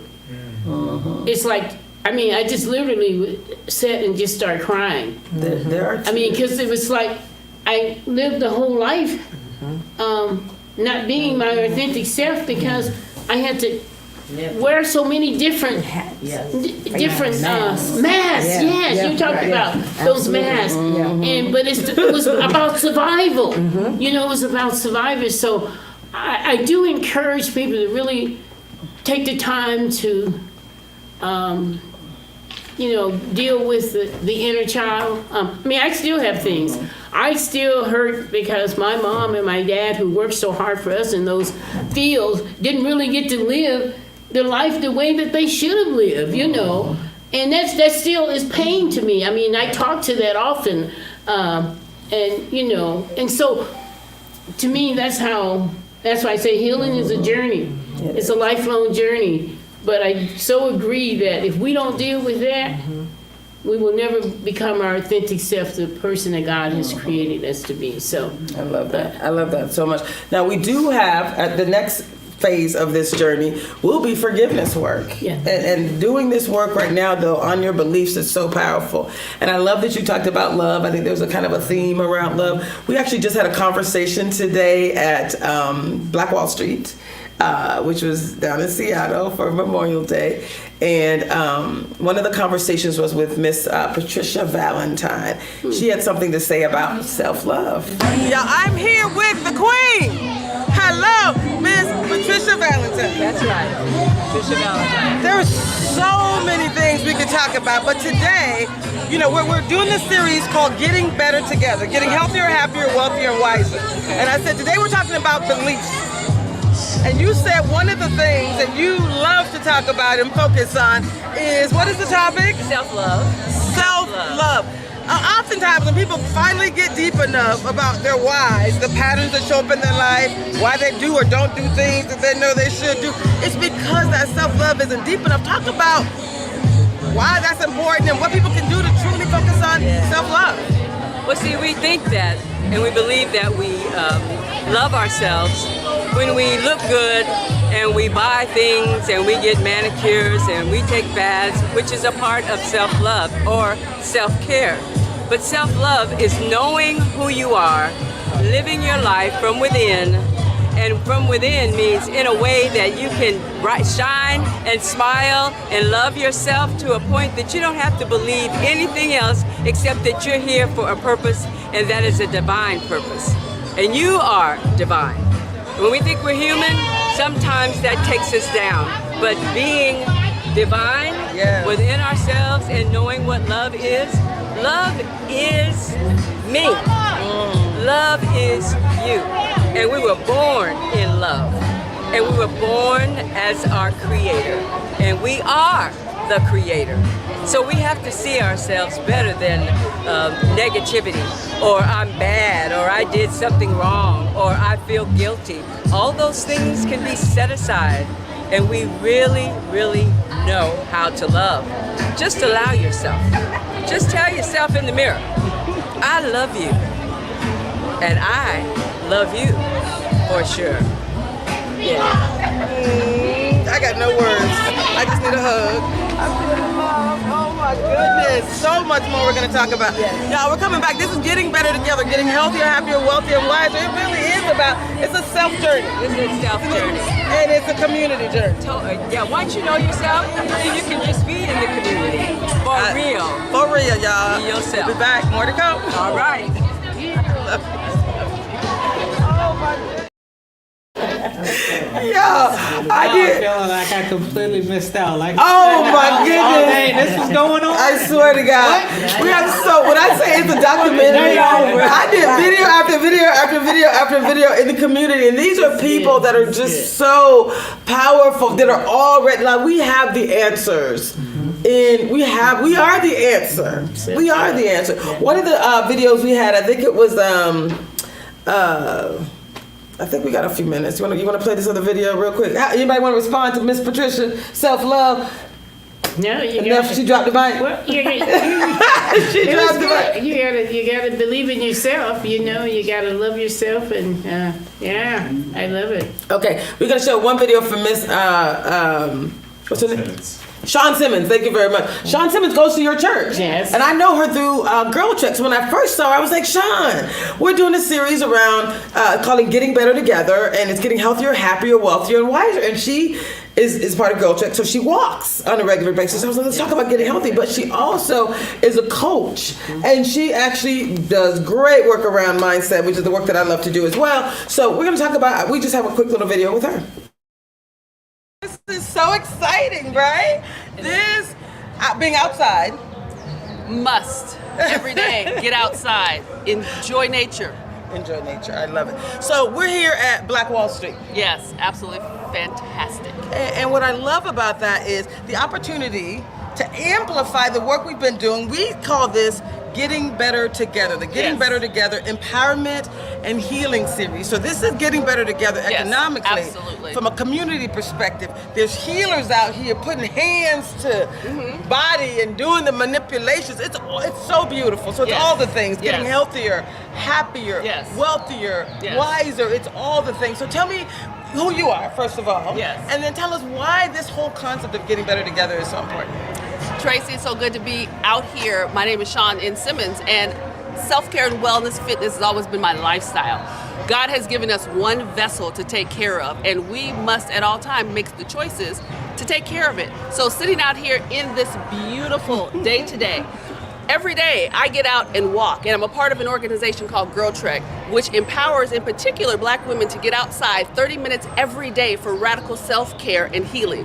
I myself, fitness is my lifestyle. So some of these vendors out here today, in fact, I purchased some sea moss. I don't know if you know the value of sea moss, but all of these things, it's a holistic way of living. So Tracy, we have to learn more about these types of natural, nature-based remedies that our ancestors used to keep our bodies healthy and whole. So I have 7 key life areas that I focus on, and one of the things that I teach, and it's the wheel of focus. So it's faith, family, finances, fitness, fulfillment, fun, and future. So when we are doing things better together, as all of these various vendors are out here, there are in those various categories that I just named a vendor.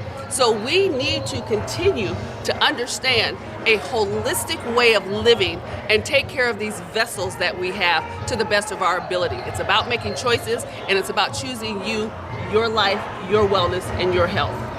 I love that. I love that so much. Now, what makes this series so different is it is about economic empowerment. It's about physical well-being, but it's also about mindset. You know, we call it the Living Powerfully Experience with Positive Intelligence. So it allows us to bring in, like I mentioned earlier, it's this idea of practicing mental fitness, neuroscience, positive psychology, cognitive behavioral psychology, and performance science. So it's like it's guaranteed to work if you work it.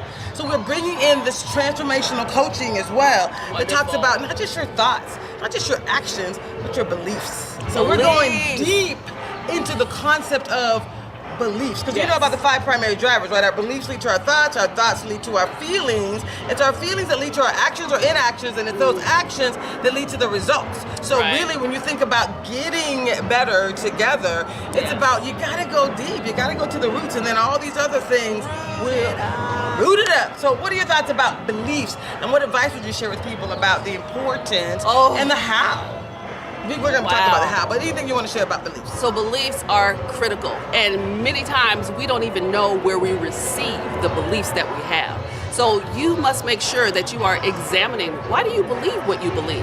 And especially, why are you not believing the best and the positive? Why are you not making your mind think on those things that are good and pure and lovely and whole? So dig, deep. We have to root these things out, people. And our mind, as we know, our mind takes us everywhere. So it's a matter of helping yourself understand what it is you're thinking, why it is you're thinking it, and you can always choose to think better. That's probably the part that I love the most. So last week we were talking about awareness, right? Being aware of self, going deeper in it, being aware of how people experience you, your impact on others. And then once you have some awareness around perhaps something that might be preventing you from being at your optimal, choosing differently. We call it intercepting the saboteurs. We have people take a saboteur assessment, and then once you see it, once you are aware, you can intercept, you can choose differently. We talk about the practice of the pause, and I know you pause, I know you're like that. She likes that. I like that. So it's about the, pausing, choosing differently. I say decisions determine your destiny, y'all. Yes. So tell me a little bit about what your thoughts are on awareness and the importance of choosing differently, like in the moment. It is such a practice to learn how to be aware, to be in the moment, to even understand what it is that you're thinking about. And if you don't have the ability, that is why you do things and be better together. You need to have people that surround you, that help you understand how to elevate your thinking and how to change your thoughts so that you can be aware how it is you're thinking and what it is you're thinking. So that's why this whole concept of being out here today and what you all are doing with your work, that's why it's important to be in community so that we can help one another be aware and dig deep, get those things rooted out that are not helping us, that can only pull you down. We're going to try to elevate and activate the best in us. I love it. So we could keep talking. Is there anything you would share with someone who's just been struggling? I actually used some language when we started this series. I was like, let's resurrect those resolutions. Let's break them out. Let's actually refocus on them with a new level of intention, with new skills. This whole series is about empowering, providing people with new skills, new information, but really new tools of activation. So when you think about resurrecting your resolutions, coming back, whatever you thought you wanted to do in January, whatever you've been saying you wanted to do for even maybe a lifetime, right? I want to start that business.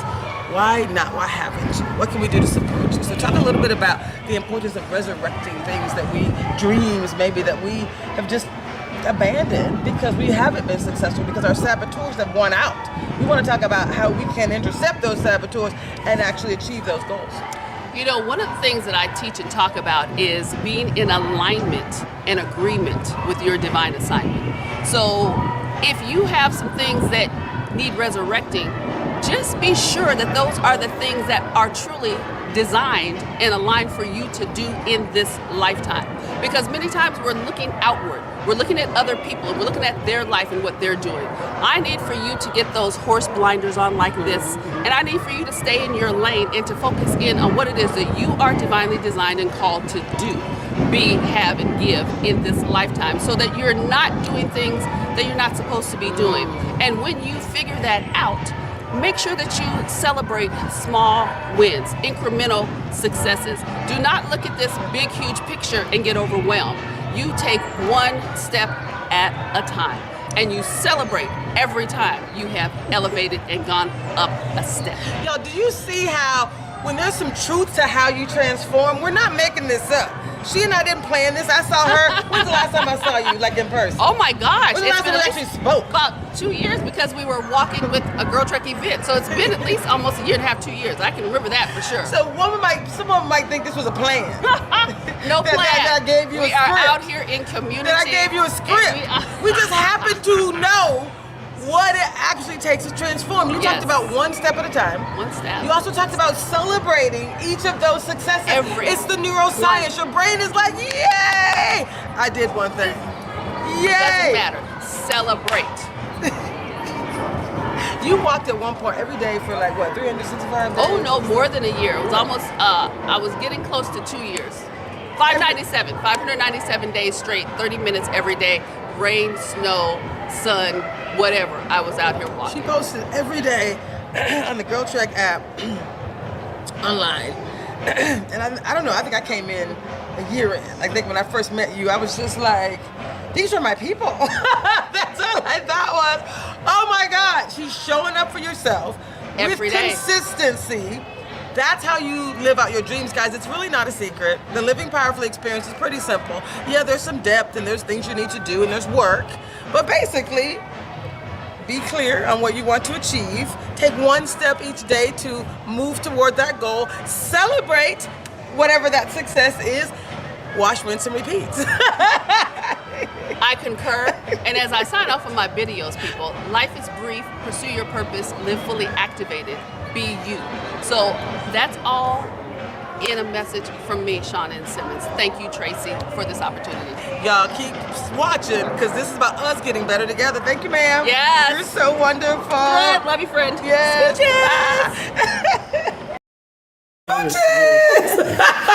Yeah, I was in community doing this work. We got one more video to show, but any thoughts? Anybody got any thoughts about that? What'd you think? I thought it was wonderful. First of all, she brought out this fact, right, about each and every person in this room having a unique calling, a unique gift.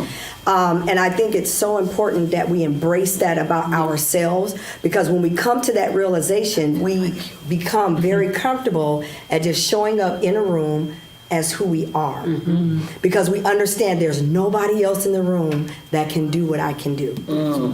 And when we accept that reality about ourselves, it causes us to walk differently. It causes us to show up differently. And then when you recognize that it was the Creator Himself that gave me this unique gift, nobody can take that away.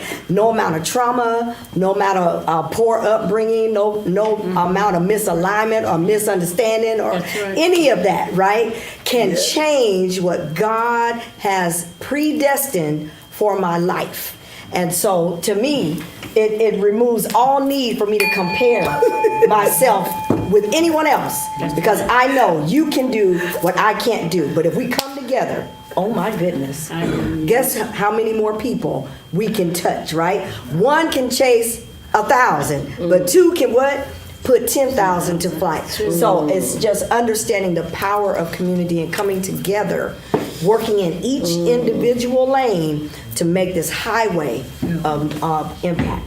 That is so good. That is so good. I am uniquely me. Yes. No one can do what God has created me to be. So, Yo, I love that. Yeah. I love that. Yeah. So again, the next step of this, I said from the beginning, we're turning this series into a documentary. We're turning it into a book, and this is the work that is, we need you. This ain't about me, it's about you. It will be free in community. It will be made available. We are donating time and energy, and we're going to do the work, y'all. So one last video I'm going to share, because again, this was about getting healthier, happier, wealthier, and wiser. The happier part, by the way, is the choice. No matter what's happening, again, I could be stressed out. When I say I got zero stress, I sleep well at night, because God is like, that one right there, my daughter, she is fully surrendered. She is trusting me in all aspects of her life. That's the one I can work with. So I show up just cheesing, and this ain't, woo! It's a beautiful, beautiful thing. I'm working on my fitness path. I mentioned I lost 35 pounds just drinking water, choosing differently, whatever, because I deserve it. This is a divine living temple, so I'm continuing to work that as well. So I have some amazing people in my life who are truly, fitness is what they do. So I'm going to share one more video with you. As again, we all want to get healthier, happier, wealthier, and wiser. Wiser, healthier, happier is about choices we make. So let's go see this next video.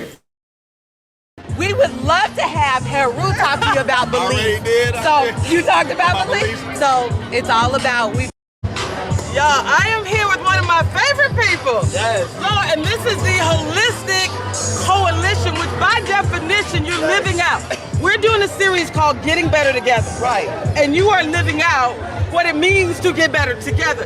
Tell us, what is the Holistic Coalition, and what can we do as individuals and as community to continue to get better together, to get healthier, happier, wealthier, and wiser? Tell us, right? Well, Holistic Coalition is simply that we are better together. It's literally a collaboration of holistic providers, from massage therapists, chiropractics, energy workers, and the whole nine. So better together really means collaboration, communication. We talk to one another, we encourage one another. And from a big massage therapist to the rest of the world, that's the best way we do it. And you're not just any massage therapist. You're an internationally award-winning. Tell us about who you are, really. Well, I'm Dion Body Mechanic Abdullah, and I am a sports massage champion, international champion of 2023. Yes, I've done much renowned work with the many chiropractors and physical therapists, and I'm here in the city of Seattle serving this community. Yeah, I love it. So we talked before about what does living powerfully, what does that mean to you? We're getting better together. We're doing the work. Living powerfully, it's a journey. Talk about that. Living powerfully, if I could really explain that, is optimization and life growth. That means always meditating, always striving, and always optimizing one's health. It's a series of health missions that we constantly always strive for. So the journey's never complete. It's something that you're always striving for. And once we're always doing that, that's how I believe you live in power and you stay in power forever. Yeah, absolutely. Look who just showed up! Boss lady. We got a co-founder of the Holistic Coalition. Yeah.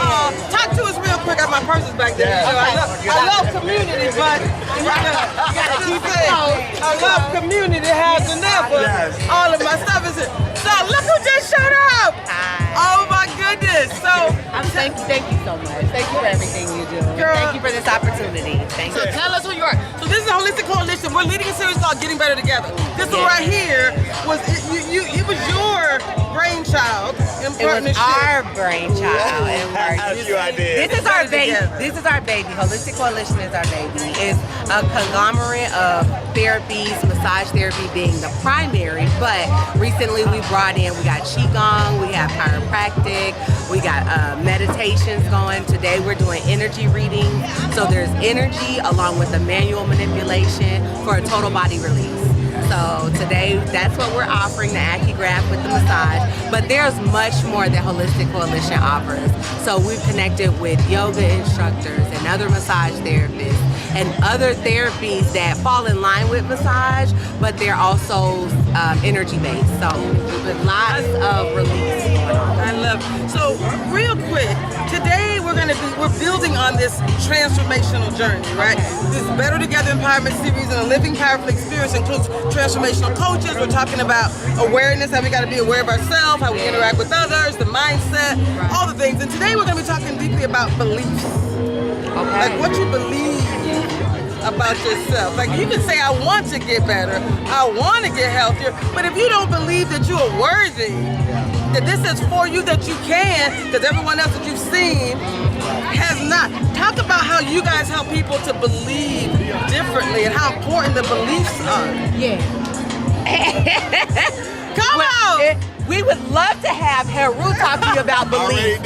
So you talked about beliefs. So it's all about, we've been studying Hermetic spirituality. Asar said, tells you that it's not what you believe, but it's what you know.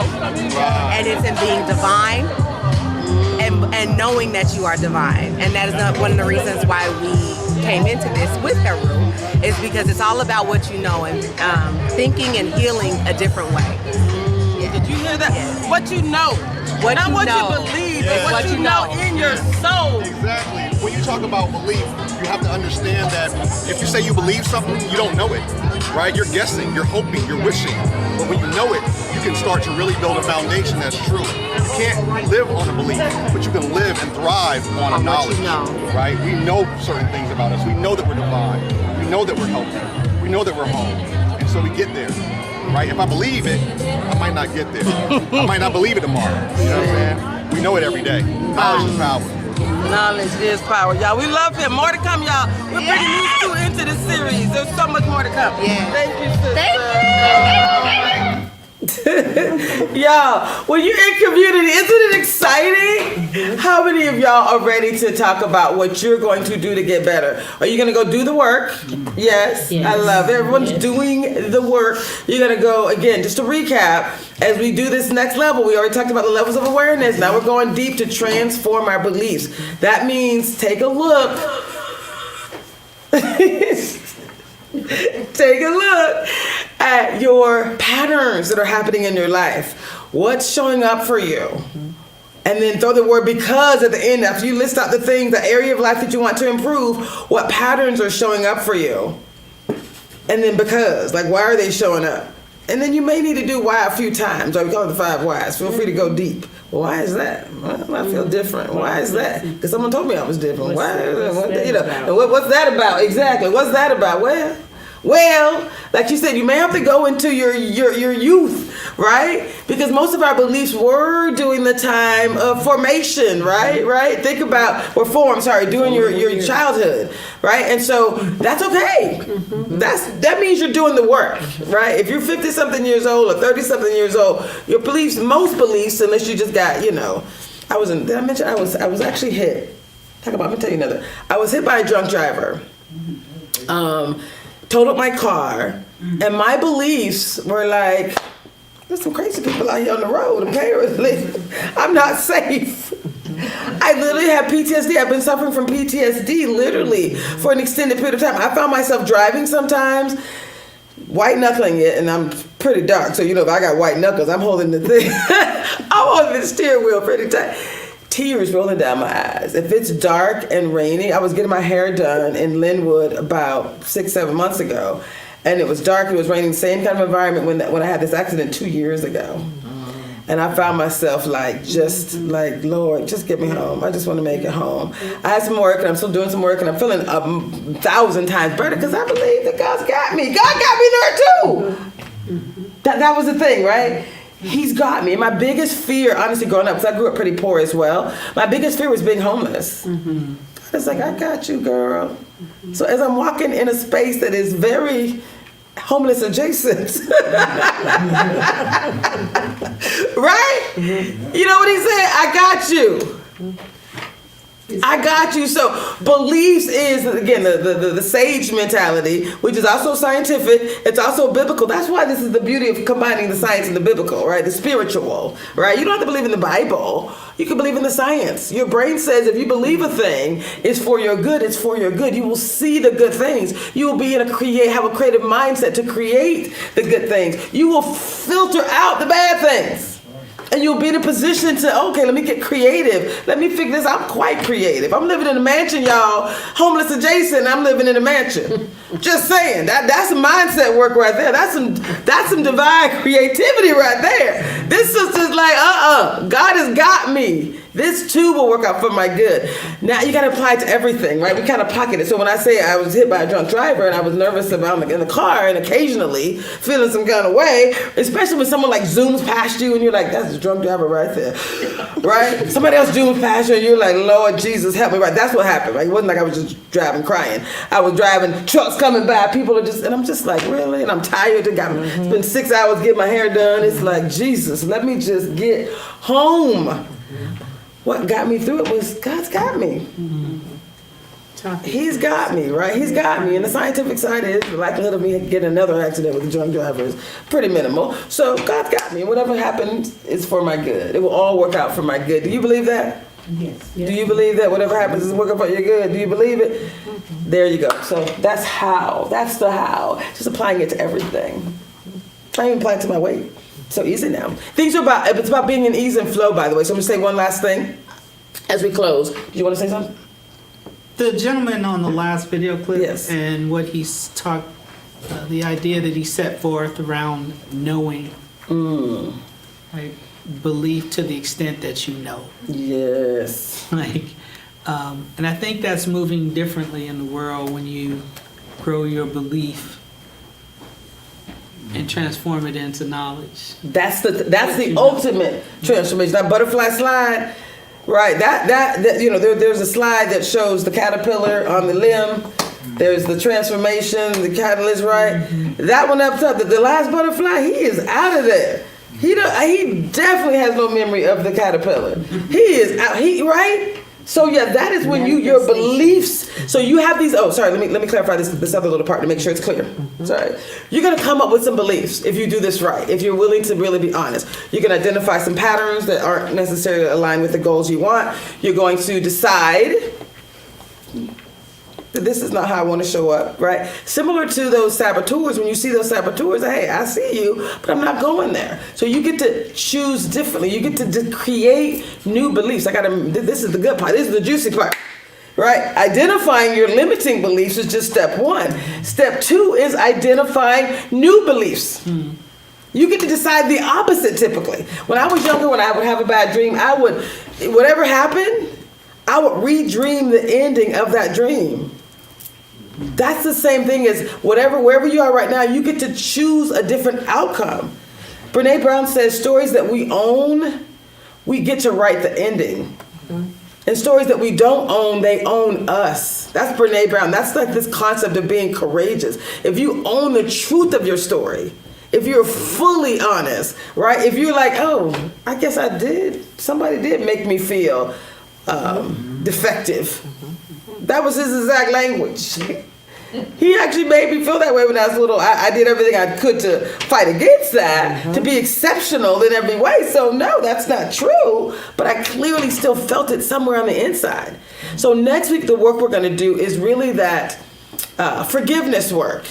And so you're going to do this belief work. You're going to come up to where might that have come from, right? So you can identify your limiting beliefs, what might be holding you back. What's true? What's true is I'm exceptional. I'm amazing. God loves me and I'm lovable. So whatever somebody else said is not true. So those limiting beliefs, you're going to identify the patterns that are unhealthy. You're going to choose something different. And then you're going to actually probably already have evidence to support that true new belief that you've identified. And then you just kind of keep building on that. We talked about celebrating. Yes, I am lovable. Yes, he does love me. Yes, all the times that he's watched out for me. Of course he's got my back. Of course he's got my back. His eye is on the sparrow. So that's really the end of the concept around transforming beliefs. You get to find the patterns, this work. You get to identify why, the because, and then what's the outcome of that? What's been happening? Once you see what the belief is, why is this happening? You do that work.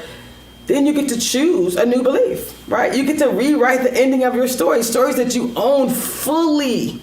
You get to rewrite the ending. If you're just staying at your surface, it's like, no, I'm wonderful and I'm exceptional. And this thing is maybe, but then it's still going to show up because it's there. It's like you got to dig up the residue in order to truly live powerfully. So next week, Debrina Jackson, is it next week? It is next week. June 3rd, Debrina Jackson Gandy is going to be here. We're going to be right here.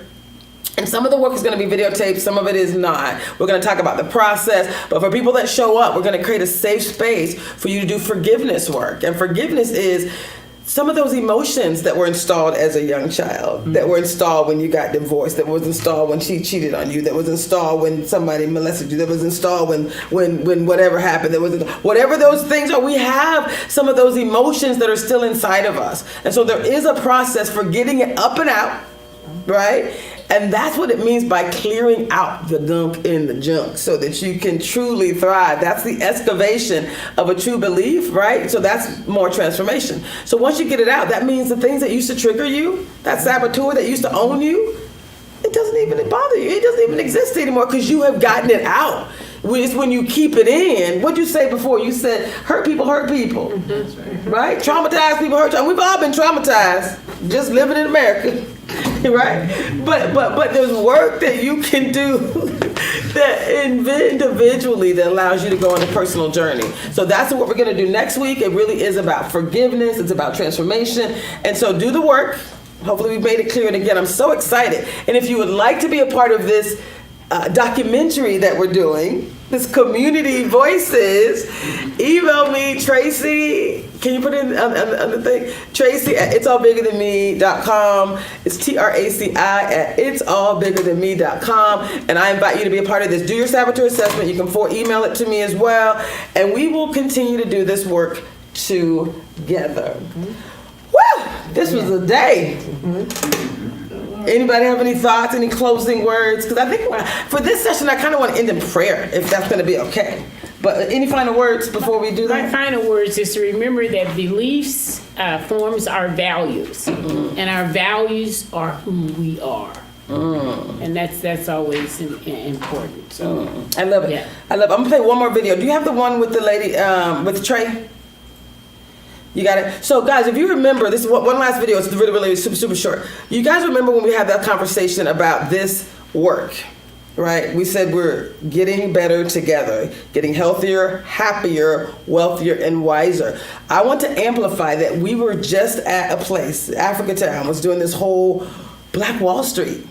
That's about getting wealthier. It's about us showing up. There's work that's happening right now in community. There's something called the $200 million Community Reinvestment Fund that's going through Commerce right now. There's some work that's happening where there's funds and opportunities for us. So that's other work that I'm doing in community, showing up for us, and I need for y'all to understand there are dollars out there for us as well. So I'm gonna have her show this quick video, and then just know, come back. So next week we're gonna focus on forgiveness. The following week we're gonna make sure we're reassessing, hearing your voices. What are the areas that you want to continue? So as we continue this work, we know what we can do to help each of you actually get better.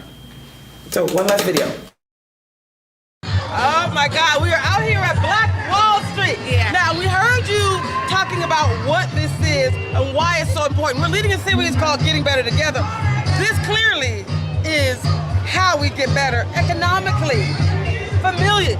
The holistic, it's all of the things. Talk about what this is and why this is so important. Well, I mean, we have to reflect the brilliance of our past, and that's what honoring Black Wall Street is really all about. It's reflecting the brilliance of our past. When we see all of these amazing vendors lining 23rd and Jackson, it's another reminder of the brilliance we come from. When you think about what it means to get better together, this is really what it looks like in practice. Yeah. And honestly, a lot of our history through a lot of different Black Wall Streets all over the country really showcase to us what we can do when we do come together. We think about cooperative economics, and what does that look like? How do we circulate the Black dollar in our community and keep it within the community for more than a couple of hours, right? And it's really by getting connected with amazing vendors like this who can showcase that they have amazing products and services that we can pour our dollars into. Not only does it strengthen their businesses, but it strengthens that collective understanding of building our economics together. Yeah. And you have a show called David's Trip. But every day, you're focused on our people. You're focused on what it takes to live powerfully. Tell us a little bit more about your why. Like, why do you do this? And why should others actually focus on being a living example? That's what I see when I see you. I be like, look at the queen. Thank you. Yes. Wow. I mean, so that means a lot. Really, there's, I have two sons. And it comes from this understanding that for me, how I reflect and showcase to them, what I exemplify to them, continues on in them. And they are my why. It's them. It's also the amazing community that helped to groom me and make me who I am today. So many different people have poured into me over all these years, and so I'm grateful to all of these folks for the work that they've done for me, so I want to always give back to them. That's what it's about. Thank you so much. You're welcome. Thank you. Bye. More to come, y'all. Thank you. Good job. Thank you so much. Wonderful. Y'all, is that wonderful or what? There's so many more videos to share. There's so much more content. What I want to do right now as we close is to again invite each of you to truly embrace this journey with your whole heart. Know that the outcome is exactly what you desire. This is about our manifesting our dreams. The dream continued. So you get to have the life of your dreams. It's better when you do it together. We're here for you. We got you, right? Your needs are our needs. And so we can do this together. So just know that this is our success. It's already done, right? It's already done. And so we're bringing in the science, we're bringing in the spiritual side, and we're going to end today in prayer. I want to end with a piece entitled A Process of Growth. Hold, please. I want to silence the room.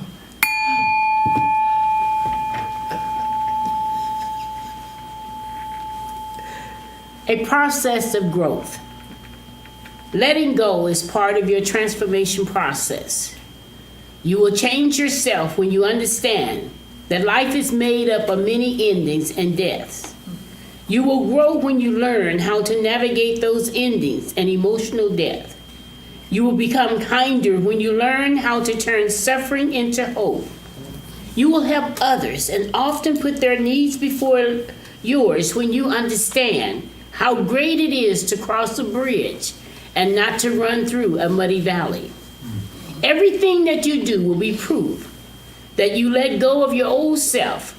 You changed, you mended your heart, you outgrew your brokenness and became a healing soul in this ruthless world. You changed yourself beautifully, inside and out. So go in peace and love, my beloved friends, knowing that you are a masterpiece in the making and that God has more for you than you could ever imagine. Be blessed, my friends.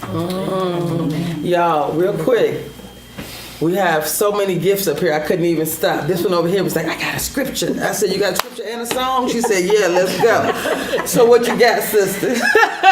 You got a scripture and a song? I want to say, as we approach forgiveness work next week, remind yourself that you have absolutely no reason to live offended. Yes, yes. The Bible says in Psalm 119, 165, great peace have they which love thy law, that nothing offends them. So we can have so much peace that no matter what we face in our lifetime, it's not enough to offend us because we know that God is in control. The song is, I've got peace like a river. I've got peace like a river. I've got peace like a river in my soul. I've got peace like a river. I've got peace like a river.